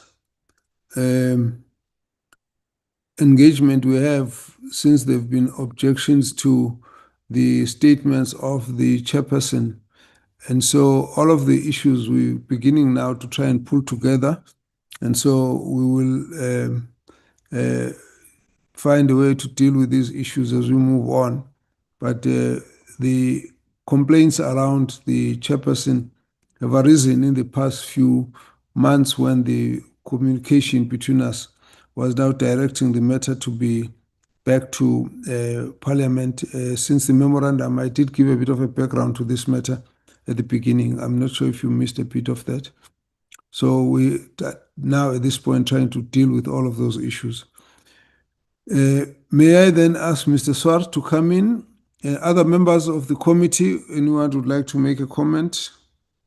Mr. Swart, please proceed. Thank you, Chair, and thank you for allowing me the brief input. I think it's very clear from all the submissions that of the submissions today from various faiths that no one has supported the CRL's proposal. It is also very clear from your input, Chair, that the previous Portfolio Committee rejected the proposals from the CRL. And in that regard, I would recommend a motion to Parliament to revive the work of the previous Portfolio Committee. That is, I'm speaking now as a whip of Parliament, that is the normal thing that can be followed should the committee so desire. Secondly, it's very clear that there are abuses taking place. Chair, I would suggest this Portfolio Committee also meets with the Justice Portfolio Committee, where I am a member, to discuss loopholes that may exist in the criminal justice sector that were referred to, and how to enhance the implementation of existing laws. That, I think, is something to look into. I think there are, from our perspective, sufficient laws. It is the implementation of these laws. From our perspective, Chair, we do not think that the proposal of the CRL is the way to deal with abuses. We've now also heard very clearly, Chair, that since the previous Portfolio Committee, COGTA, there's been significant improvements in self-regulation. And we need to take cognizance of the Code of Conduct under the Charter, of SACOF's input, 24,000 church members. That is very significant. Churches that are now under a body, as well as the inputs from other faiths. Chair, I think it's very clear for the committee to deliberate and come out very strongly at a certain stage that it rejects any state regulation of religion under the guise of self-regulation, as this would clearly be unconstitutional. And that was the reason why it was rejected in the previous Portfolio Committee. Chair, I'm also deeply concerned about public utterances of the CRL Chair. I myself, as a Christian believer, find them highly offensive, and I do believe that it warrants an inquiry by this Portfolio Committee, and I would strongly urge you to consider that. So, Chair, I would briefly just recommend the revival of the report of the previous Portfolio Committee through a motion to Parliament, make it clear that Parliament did not accept the CRL report in the previous Portfolio Committee, and that this Portfolio Committee will now be engaging on the work of that Portfolio Committee, plus going forward. Meet with the Justice Portfolio Committee to deal with criminal justice issues. And the Section 22, Chair, we've now heard from the chairperson of the Section 22. Serious lapses. If I was on the committee, I would ask for a full set of minutes and hold an inquiry into that issue as well. It is deeply disturbing what is happening. And may I just conclude, Chair, by quoting from a judgment of Prince versus the Law Society of Cape Town, which 2002. This is very important. The state, and that is us as Parliament including, where it is reasonably possible, should seek to avoid putting believers to a choice between their faith and respect for the law. And Chair, any move of state regulation of religion would amount to us as believers being put into conflict, possibly with the law, and that we want to avoid at all costs. Chairperson, that is the position of the ACDP at this very preliminary stage, and I thank you for the opportunity. Thank you very much, Mr. Swart. May I invite Honorable Taibosh? Thank you, Chair. I was largely covered by Honorable Swart, Chair, but I just, it's as clear as daylight, Chair, that if you look at the amount of people, the amount of attendees today, and the amount of different church organizations and bodies and religious bodies that have attended this morning's discussion, how serious this matter is. And I can just agree, Chair, that we revived that report of the 2018 COGTA Portfolio Committee, and we need to almost revive the entire process, Chair. And we have to get the CRL in as well, because if you look at all the allegations and all the things that are going on there, it tells me there's definitely something wrong. So, we can't just put a Band-Aid on this. We need to get to the root of it. And I don't think all these people are unhappy for nothing, Chair. So the Portfolio Committee's, COGTA Portfolio Committee's job is very, very clear at this point in time. Thank you, sir. Thank you. You asked a question earlier about the different groups that interacted with the CRL, and I did say that I was going to just try and clarify that. Largely, people who are here are those who either were party to the memorandum or party to the objections to the processes. We have not invited those who were listed as having supported the process. So we will need to meet with them at some point. So I think it's important to keep a context of these submissions because the process is only just beginning. There'll be a lot more interaction as we move on. But thank you very much. Let's proceed to Honorable Mukalipi. Thank you, Chair.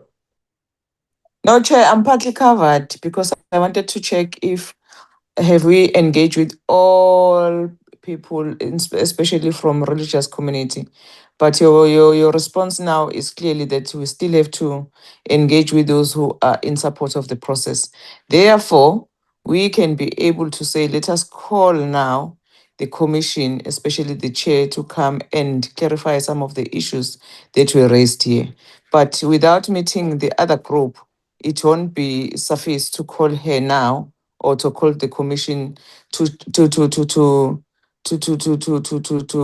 clarify some of the issues that were raised here in order for the committee to take a decision. Thanks, Chair. Okay, no, thank you very much.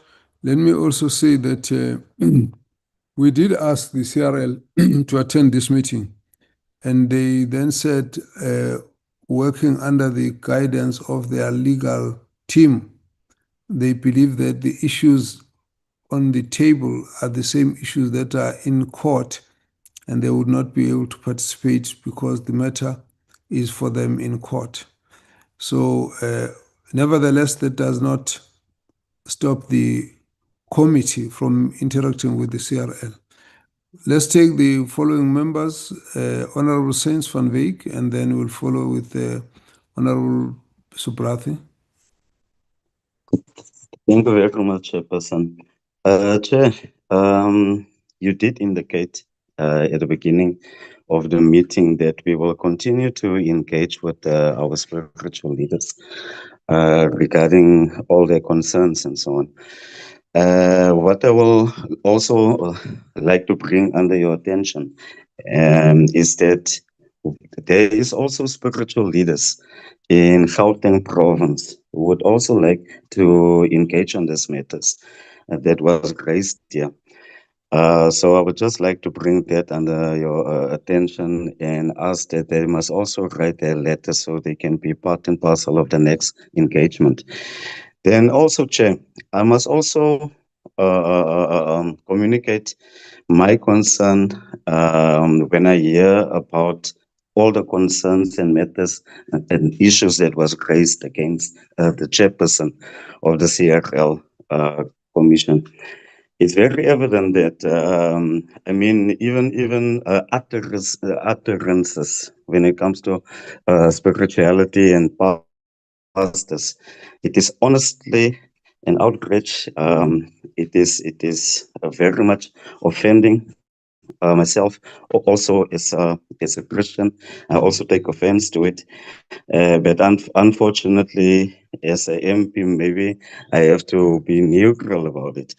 But the fact of the matter is, we can't not let it go unseen, Chairperson. So yeah, I just wanted to raise it, Chair. Thank you so much.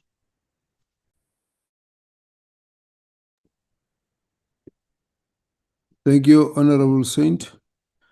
You have advised the religious leaders in Gauteng appropriately. They'll send us a notice of a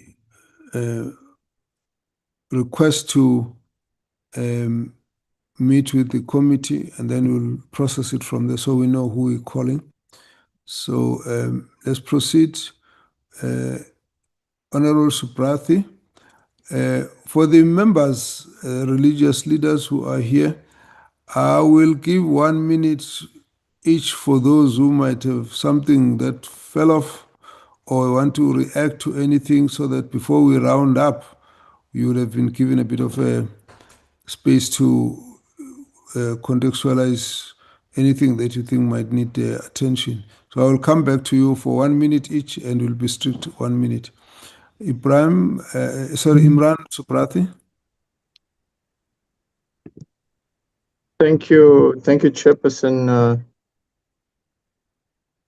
Thank you, Chairperson. Chairperson, let me begin by appreciating, firstly, you as the chair of this committee in really convening this meeting. As I had indicated when I introduced my joining the meeting, I received several calls from religious leaders and groups and coalition that representing almost in excess of 20 million faith-based followers, indicating to me that, Honorable MP, this is clearly an overstepping of the responsibilities of government to regulate religion. And I think I must appreciate this opportunity that you've given in a democratic parliament for their concerns to be ventilated. And I think that brings significant amount of relief to them that they have expressed. And of course, with that, a significant amount of hope that this portfolio committee, COGTA, or having heard them, will also hear the other side of the story, because we are a democracy, and then accordingly take a decision to move forward. Chairperson, I think there is a clarion call that we must be cautious not to overstep our mark. I think there's also a need for religious communities to understand that there needs to be some form of internal regulation between themselves to guard against the concerns that governments may have. And I think we must trust religious bodies across the board, across all faiths, that they are organized, and perhaps they need to get more organized and maybe provide to this committee some form of evidence that there is that self-regulation. But clearly what we're hearing in this engagement today is that there is a line, and the line must not be overstepped. Let we are hearing, let religious leaders, let religious communities self-regulate and manage. And if there is a need, then we must utilize the criminal law and the civil law to bring to book those who transgress religious borders and those who use religious for their own personal reason. Thank you so much, Chairperson, for this opportunity, for convening this meeting and allowing us and the religious community an opportunity to engage. Thank you so much. You're welcome, Honorable Member. I have now a few hands. We are strictly 1 minute, and I will go up to 5 members. I see we've got 3 now. I've got space for 2 more. So let's start. Okay, I see 4. Then let's start. Lucas Ngosi, if we can take you in, and then we'll take the next. Is Bishop Mzamo, then Pastor Theo, Bishop Begwa, and Malerwe. Is it your face or is your request for? Oh, I see that. Yeah, there's a way to raise the hand so you don't get to fall off. Dr. Kuto, I've noticed yours. Bishop Dube, I've noticed. So let's just try and follow that kind of order. All right, please go ahead. Go ahead, Ngosi. Thank you once more, Chair, for the indulgence. Yeah, the other thing that fell off was a third point I wanted to raise, that, the church is a juristic person, as an organization, and on the principle of equality before the law. And then even laws that pertain to juristic persons, that now there's an expectations, to say why regulate everybody and not the church and so on. But there are bodies, and then therefore, if like your qualifications and so on, but now other people, like people in business, are we saying you need business qualifications to start a business? Are we saying, do you need political science to start a party? And all these other juristic persons that we are not subjecting to this. I don't remember having a peer review for political parties, where you have a body of all political parties, then subjecting them to a peer review. I don't, things like that. And that we also need to consider, to say we can't treat the church as an organization different to other organizations and so on. So on the principle of fairness, if we demand something from the church, it must cut across. Then it will mean, even with starting political parties, we need political science qualification minimum for people to start. Even those who practice politics, we need political science qualifications, as well as business and all these other practices, if we are to go with that notion. I appreciate. Thank you.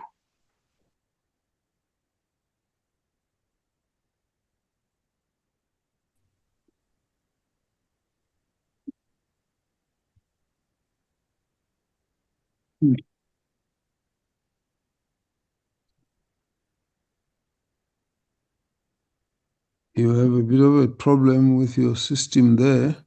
So let me jump you and get to the next one. Pastor Theo. Greetings, Chairperson. Thank you for this minute. I would like from my side that, based on the presentation that has been presented by these different leaders, I would like a swift response from a portfolio committee. I thank you. You're welcome. Thank you very much. Let's have Bishop Begwa.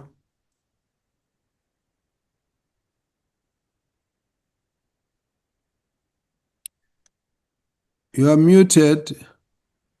Okay. How about now? Yeah, you're fine now. Please proceed. Thank you, Chair.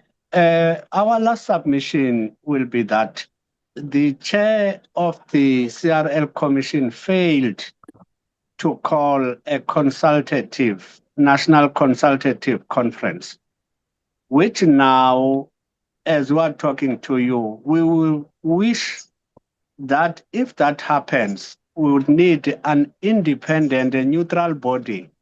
It's either you as the chair of the committee or the department itself. Because if she calls that by herself, definitely myself, I won't be invited in that meeting. So we would love everybody concerned to be invited. So I propose that an independent member that will preside over that national conference consultative meeting be neutral. I thank you, Chair. Thank you very much. Let's have Bishop Dube. Are you able to be stretched?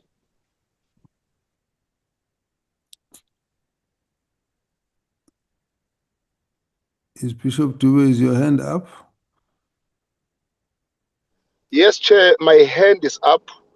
Thank you very much, Chair. Yeah, thank you very much, Chair Kabazela, for affording us an opportunity. There is all one thing I just want to raise, or two things. It is very clear that we, as a church, generally, we have a great responsibility, as the Word of God says, to pray for our leaders and pray for our country. But what is happening today is contradictory to this, because as I speak now in Durban, I read that tomorrow there is going to be a march of churches. Thousands and thousands of them will be marching against the government of the day. In Johannesburg, there was a march. The communities of South Africa, who are supposed to be stakeholders with the government, who are supposed to be assisting government, praying for the welfare of the country, and the religious leaders are very, very angry about the CRL. I would really commend Honorable Chair to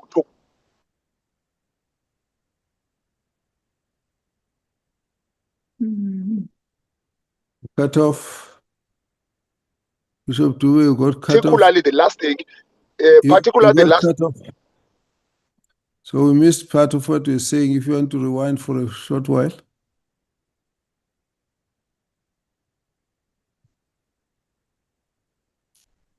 Bishop Dube will have to come back again.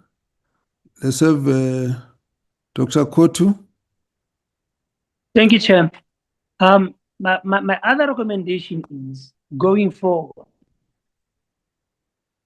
COGTA should do a research of court decisions already taken, including by the Constitutional Court, on this matter. There have been a lot of court rulings that make present-day interventions obsolete. For an example, the Constitutional Court has already ruled that however bizarre, however unconventional or strange any belief systems, practices, if there's nothing harmful, nothing unlawful, and nothing illegal happening, we should let people do what they want to do if it connects them to God. And in particular, the Constitutional Court ruling said, if someone eating grass in church thinks it connects them to God, how are they different from someone who eats bread and says the body of Jesus? Now, if the Apex Court has already made such a ruling, why is Mr. Luba pursuing the rhetoric of people eating grasses in church? So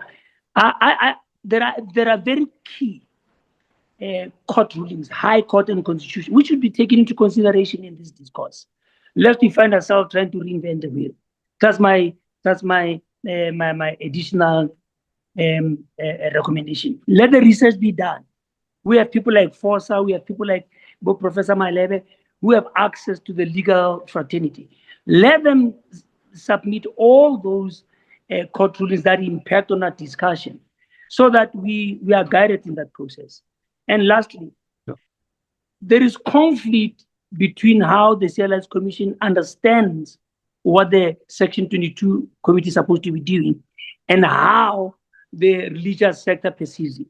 And it's really important at this stage, instead of forcing those road shows, Professor Kubi has left, CBC is making some declarations against their own committee. I I think it's fair at this stage that the activities of the Section 22 be suspended if it is necessary. It shall continue after Parliament has made a determination on this. Thank you, Mr. Chair. Thank you very much. Let's take the next hand. I have a bit of a challenge there. I don't have a name of the person, so I'd like to get the name of the person before we can open up. I see Galaxy S25 Ultra. Can you get a name so that we can get a proper sense as to who is there? So in the meantime, let's get Bishop Makubo. You are muted, Bishop Makubo. You're still muted.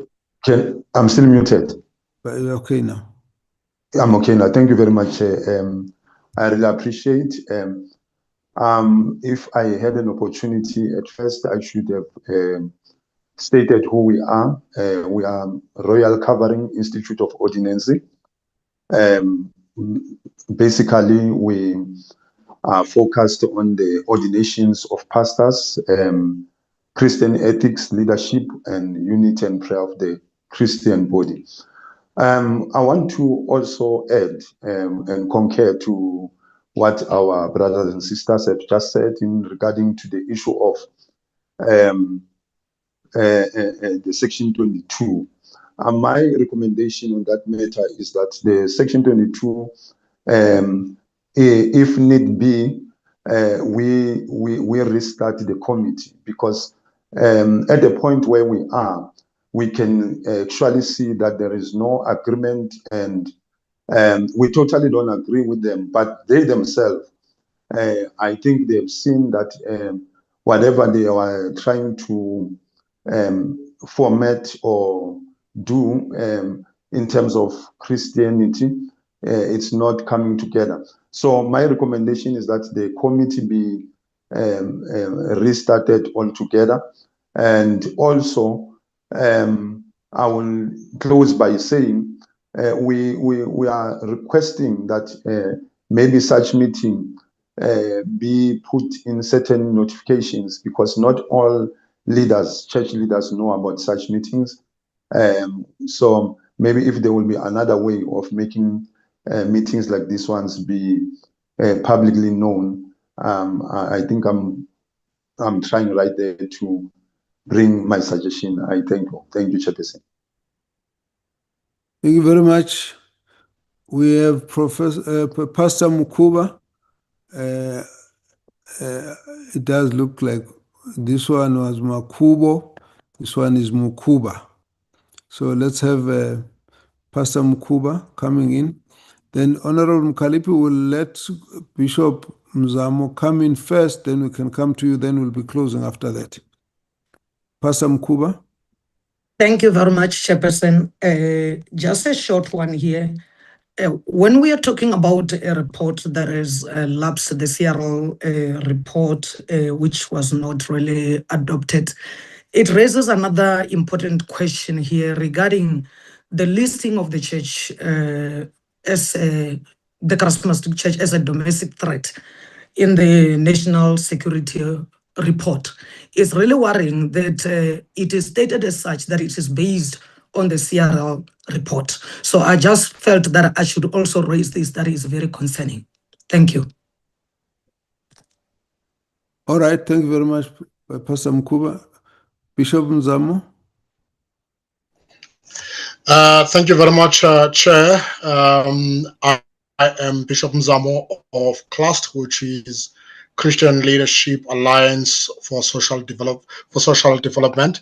I think importantly on my side, there is a word that I would like to really say both to the COGTA and to the CRL. One is that you cannot do anything without the people involved. Doing what CRL is doing without us, the church, broadly involved, is actually constitute that we are actually taking decisions on behalf of the church. And with the constitution, or rather the putting together of the Section 22, which was not necessarily supported by the church, really it leaves a bad taste in our mouth. Secondly, that I would actually like to request directly from you, Mr. Chair.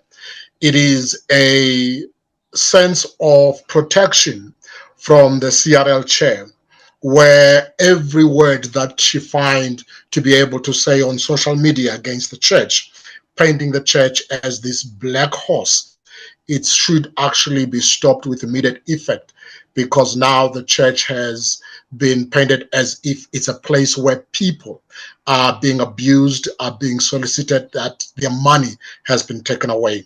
So I would like to leave that with you, Mr. Chair, but thank you so much for this opportunity of being able to stand and share our views. Thank you. Thank you very much. You're welcome, Bishop Nzamo. Professor Malerwe, are you on? Or is just your video that's on? Did you want to raise something? I'm just not sure you had a... No, thank you. I'll put off my audio and my... No. I'm not... No. Put your video back. I'm not objecting. I'm not... No, I'm not objecting. You're probably one of the few who are keeping your videos on, and it does help to have a meeting where everyone does look alive, you know. Sometimes you look, everything is like so frozen, you're not sure whether you still have a meeting or you are on your own.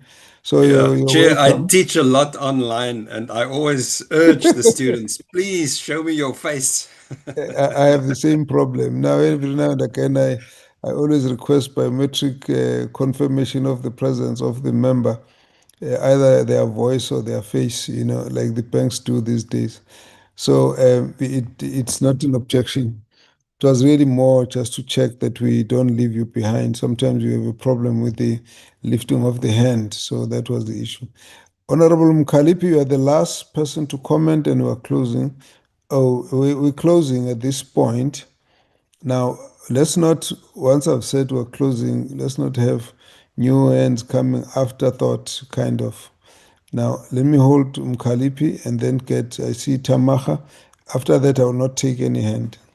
Let's if you can just hold on, Honorable Mkalipi. Oh, all right. Tamaha, please come in, and then we'll come back to Mkalipi.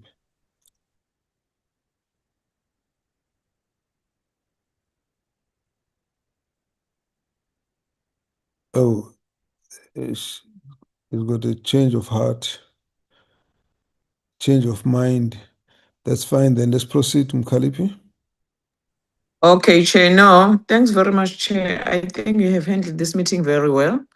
But the only gap that I need also to assist with, Chair, I have not heard for many people who have done the presentation here to take us through about their understanding about how this Section 22 was constituted.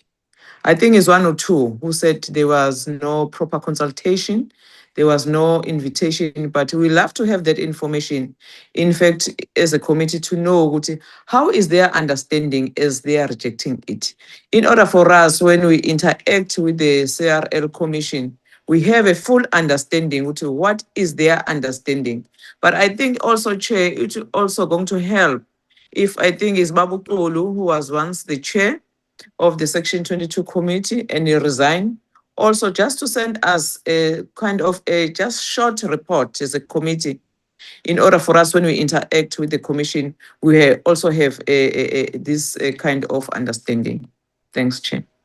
Thank you very much. Well, honorable members and our religious leaders, we have come to the conclusion of our meeting. Let me then say, I'm going to deal with the issue raised, Honorable Mkalipi, just now. Firstly, let me thank you for having the time to come and share your views with us. We do respect the fact that you had your views, you raised a memorandum, and you wanted to express your views to Parliament. As I received the memorandum on behalf of the Speaker, we are therefore assigned by Parliament to process the matter and then come back to the Speaker with regard to how far we think this matter needs to be handled. So we take this engagement as a very serious engagement, and we want to apologize to those of you who have been calling and sending messages and writing who felt that it was taking too long. I want to say that if that was the reason why some of the churches might be marching, we do want to indicate firstly that we do take your concerns seriously. This matter is not being swept under the carpet. We are addressing the matter. It might have taken a bit of time, but there were reasons why, as I explained at the beginning, why it took that much time. But as people are going to be marching, we want you to understand that Parliament is very, very seriously interested in hearing your views and addressing the matters.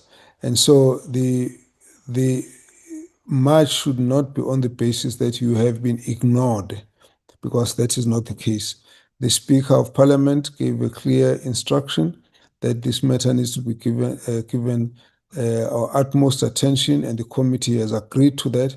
But between the last March and the memorandum and today, a lot of work had been done in between. As I indicated, a number of meetings were held, and also we've actually had to look for legal opinion just to clarify who stands on which side of the law insofar as your court application is concerned. So if there's any message that should go to those who will be marching, the message should be, we actually are attending to the matter, and we do want people to know we're taking your concerns seriously. Now, the issue raised by Honorable Mkhalipi, there are a number of submissions that have been made in relation to the objection to the Section 22 process, how the CRL went about it, and how it is constituted, and what the terms of references are. So we're going to ask our researcher, our team, to pick those up and itemize them nicely for the committee so that the committee can appreciate. But I do note that amongst the objections, firstly was the fact that the process did not involve a large number of church bodies, and the feeling was that the numbers that the CRL claimed to have been represented in their approach is being challenged, and that in fact the numbers of bodies who feel they have not been invited have expressed themselves here. So there are many who felt they were excluded from the point of view of the organizations that were consulted and those that were left out.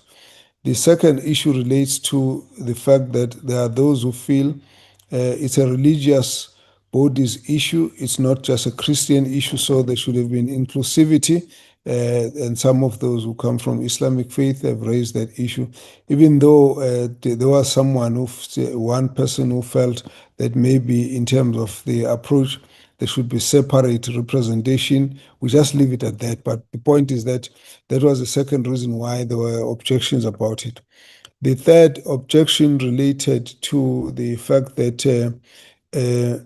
the purpose for which the Section 22 committee was being set up may not have been necessary, considering the fact that everyone is agreed that the transgressions need to be acted upon and be reported in the criminal justice system, but at the same time that the additional issue that was coming in was state regulating the church, to which they were objecting. So those were the issues that related to the objections on how this whole Section 22 committee was formed. One person raised an issue of the interpretation of the Section 22, actually, whether the CRL has interpreted it properly or not. And that, again, it's a matter that needs to be looked at.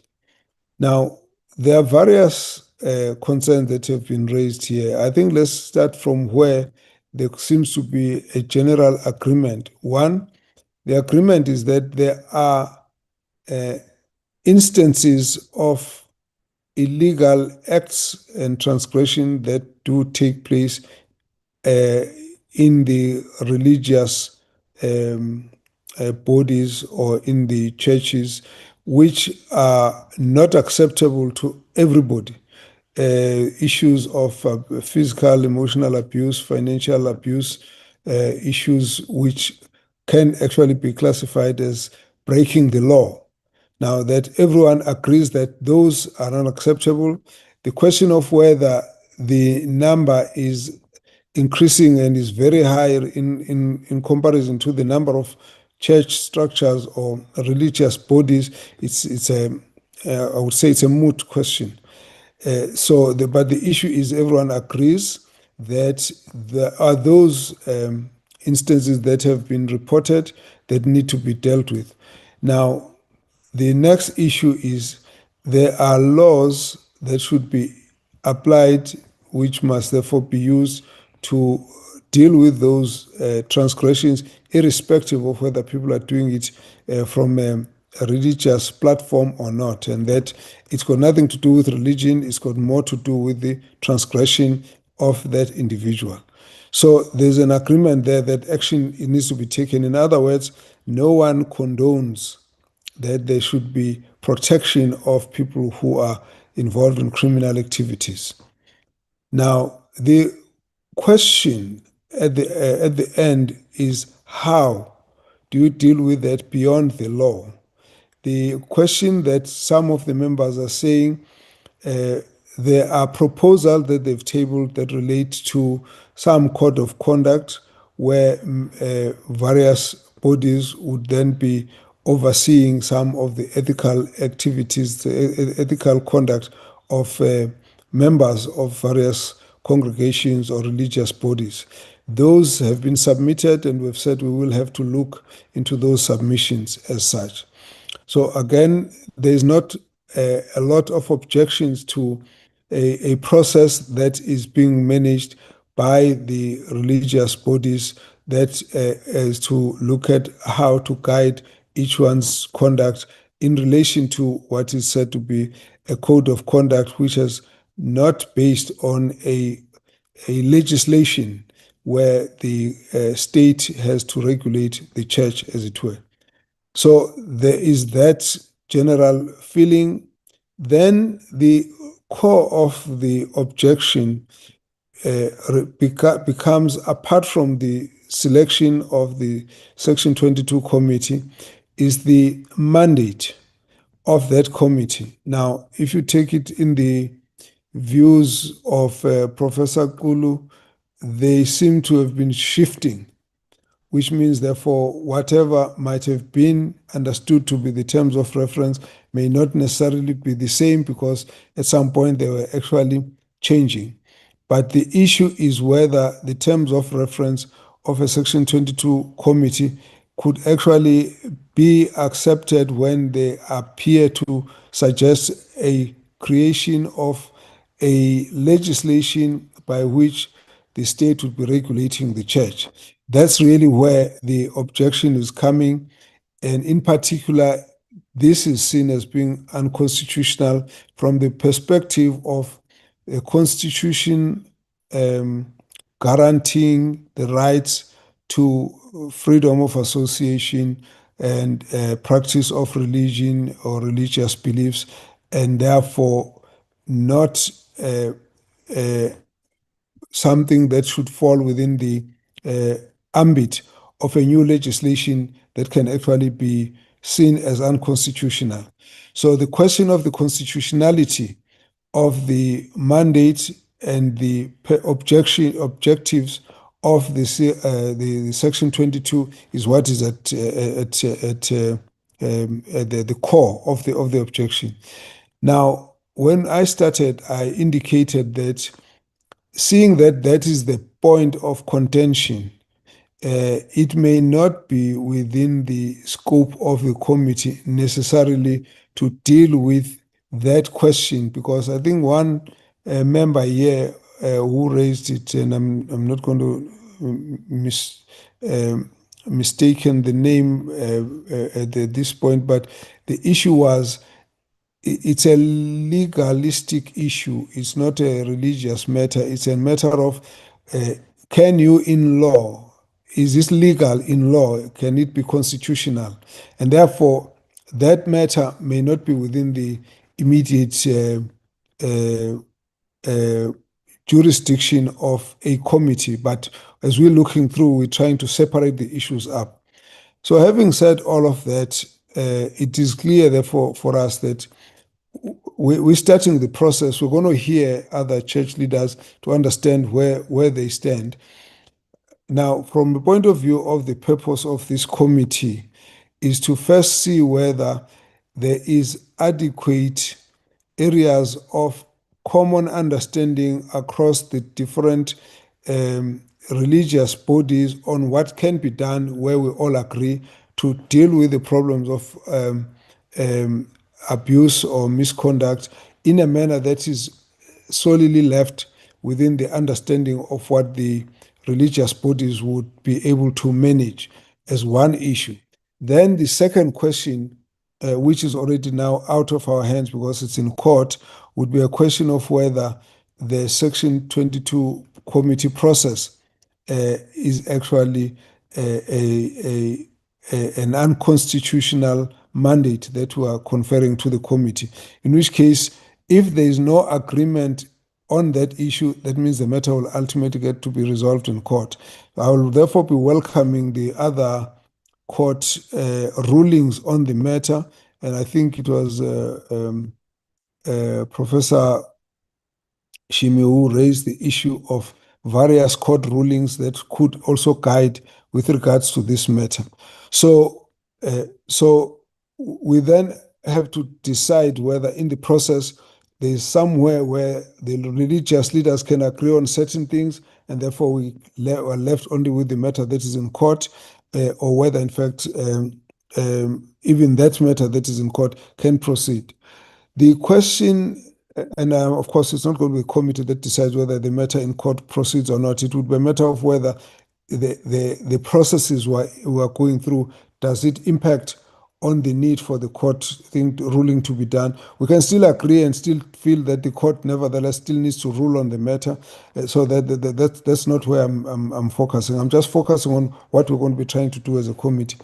Now, two other issues that have been raised. The one issue relates to the suspension of the Section 22 committee process, that committee needs to be suspended. We note that we're not going to make a comment on it because obviously we have to research as to what that means as a committee, but we've heard that. The second issue relates to the utterances of the chairperson of the committee, Ms. Togo Mkhwanazi-Gxaluva. Again, it's not the committee that would be dealing with the issue of the suspension. We just need to explore all the issues that are being raised about it so that we'll have to make a recommendation at a certain point. At this point where we are, we're not in a position to comment on it. We will have to look into that matter. So that for me brings us to a sense of these are the issues that we're dealing with. This is not the last meeting. We're going to meet other groups. We will meet with the CRL. And then I think at a certain point we will come together and share on what this committee has been able to distill out of this whole engagement. And then we will be able to see from here, where are we going, how far can we, what can we do going forward. But I think of the issues that we have raised, the first issue that for us is important is the issue of abuses that are taking place that we're all concerned with, and we need to find a way, a solution to deal with them. The second issue is to look at the question of the approach to the legislation to deal with these issues. Honorable member said we need to bring other committees in, and again I would agree that we at some point need to meet with the other committees on justice on that, so that issue of transgression, that is the protection of congregants and South Africans in general, that they should not be abused.